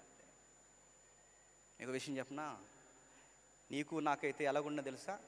మనకి యేసుప్రభు అర్థం అవడం, మనకి యేసుక్రీస్తు. ఆ పాస్టర్ గారికి అర్థమయ్యాడు. నీకు నాకైతే ఎలా ఉంటుంది చెప్పినాను, దేవా నీ కొరకు నేను ఎంత సేవ చేస్తున్నాను, నీ కొరకు రేయింపగలు తిరుగుతున్నాను. మాకు ఒక ఆడబిడ్డ పుడితే కనీసం తను నిద్రపోవడానికి కూడా ఒక మంచం ఇవ్వలేకపోతున్నామని బోరుని ఏడుద్దాం. మనం నీ సేవలో తిరుగుతున్నాను, కనీసం నాకు సొంత ఇల్లు లేదు ప్రభు అని దేవుని మీద వంకలు పెట్టి ఏడుద్దాం మనం. కానీ ఆ పాస్టర్ గారు చూడండి, దేవా నాకు సొంత ఇల్లు లేకపోయినా, నిద్రపోవడానికి మంచం లేకపోయినా, ఈ కష్టాల కన్నీళ్ళలో నా పిల్లలతో ఆడుకుంటూ బతికేస్తాను చూసావా, అదేనయ్యా నా భక్తి.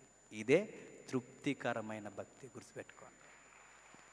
ఏమిస్తా కాదు, ఏమీ లేకపోయినా దేవునికి కంప్లైంట్ చేయకుండా బతకడమే చెప్పండి సంతుష్టి సహితమైన భక్తి.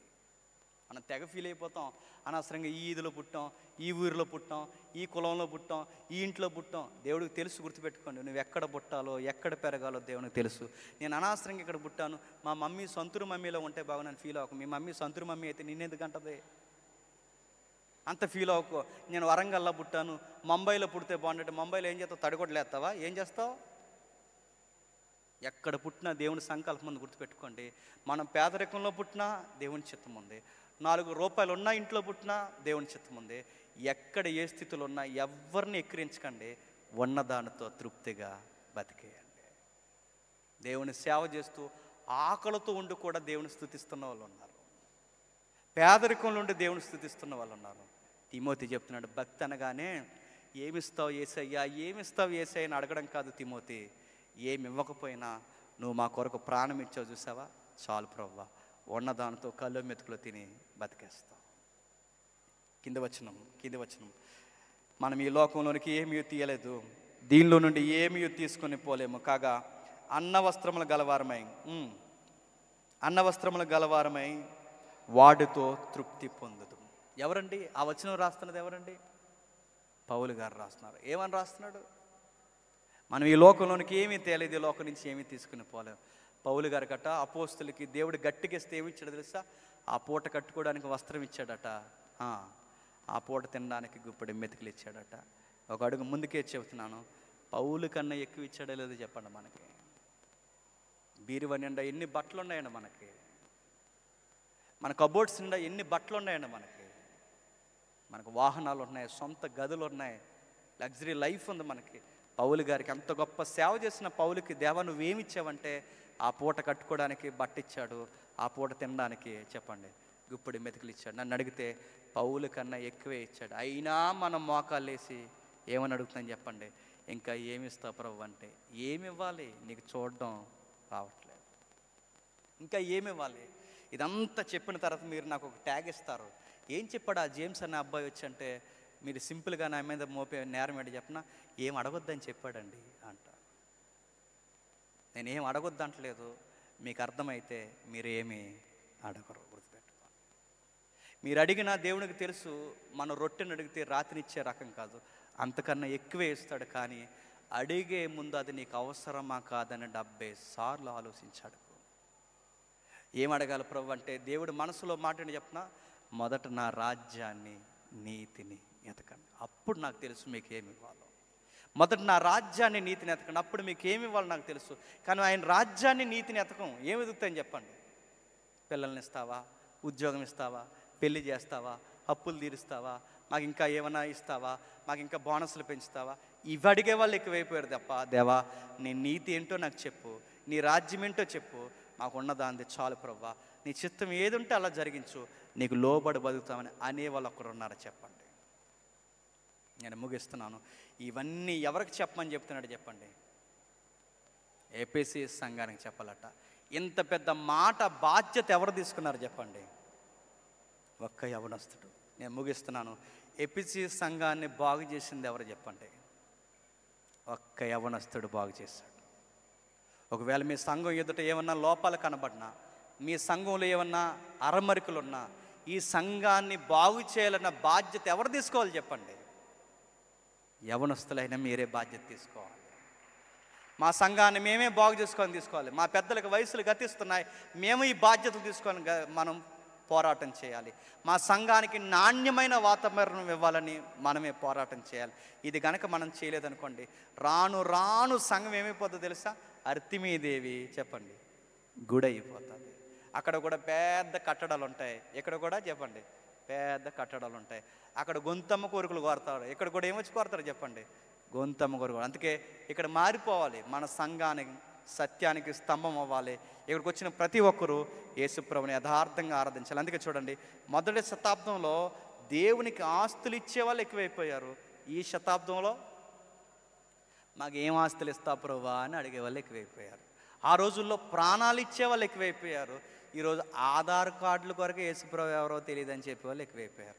ఆ రోజు సంఘం కష్టాల కన్నీళ్ళలో పుట్టి త్యాగాల్లో పెరిగింది. ఈరోజు సంఘం సుఖాలలో పెరుగుతుంది. ఆ రోజు మరణాల విలయాల మధ్య ప్రజవరు వెళ్ళింది. ఈరోజు దెలీల తొడ మీద సంసోన్ నిద్ర అయినట్టు చెప్పండి, ఈరోజు సుఖం అనే నిద్రలో ఊగుతున్నాయి సంఘాలు. ఈ సంఘాలను బాగు చేయాల్సిన బాధ్యత ఎవరు చెప్పండి? మళ్ళీ అడుగుతున్నాను. నీది నీది నీది మీ అందరిది. యవనస్తులైన మీ అందరూ బాగుంటే మీ లోకల్ చర్చిలు బాగుపడతాయి. మంచి భవిష్యత్తుని సంఘానికి అనుగ్రహించగలరు. తిమోతిలు రావాలి, తీతులు రావాలి, ఫిలోమోన్ రావాలి, బర్నబా లాంటి శిష్యులు రావాలి, శీల లాంటి వారు పుట్టాలి. మీరు ఉద్భవించాలి. మీ సంఘాలని యవనస్తులైన మీరే బాగు చేయాలి. దేవుడు మిమ్మల్ని దీవించునుగాక. Amen, amen, amen. ప్రార్థన చేసుకుందాం. ప్రేమగల తండ్రి, కృపగల దేవ, ఈ సుదీర్ఘమైన వర్తమానాన్ని బట్టి మీకు స్తుతులు తండ్రి. ఈ ప్రతికూలమైన సమయంలో అనుకూలతనిచ్చి తండ్రి, చెప్పడానికి వినడానికి తండ్రి మీ బిడ్డలకు మాకు ఓపికనిచ్చినందుకు మీ స్తుతులు దేవ. ఎవరైనా నీ మాటలకు గాయపడితే మా మీద తండ్రి ద్వేషం పెంచుకుని, ఇవి దేవుని మాటలే, ఇవి మా బాగు కొరకు చెప్పినవని తండ్రి వారి ఆరోగ్యంతో ఆ మాటలు స్వీకరించి తమ్ముడు తాము భద్రం చేసుకునే దాన్ని ఇవ్వండి. సంఘ పెద్దలను తండ్రి దీవించండి, సంఘ నాయకుడిని దీవించండి, నడిపిస్తున్న యవనస్తుల్ని కాపాడండి తండ్రి. ఏ చీకటి పరిస్థితులు ఉన్నా తీసివేయండి. ఈ సంఘం అనేక సంఘాలకి మాదిరికరమైన సంఘంగా మార్చండి. మమ్మల్ని సతులుగా భావించి మమ్మల్ని తక్కువ చేసి మా మీద చెడ్డ మాటలు మాట్లాడిన వారు ఎవరైనా ఉంటే క్షమిస్తారని కోరుతూ అందరినీ మీ చేతులకు అప్పగిస్తూ క్రీస్తు నామమున ఈ ప్రార్థన సమర్పిస్తున్నాం తండ్రి. Amen, amen, amen.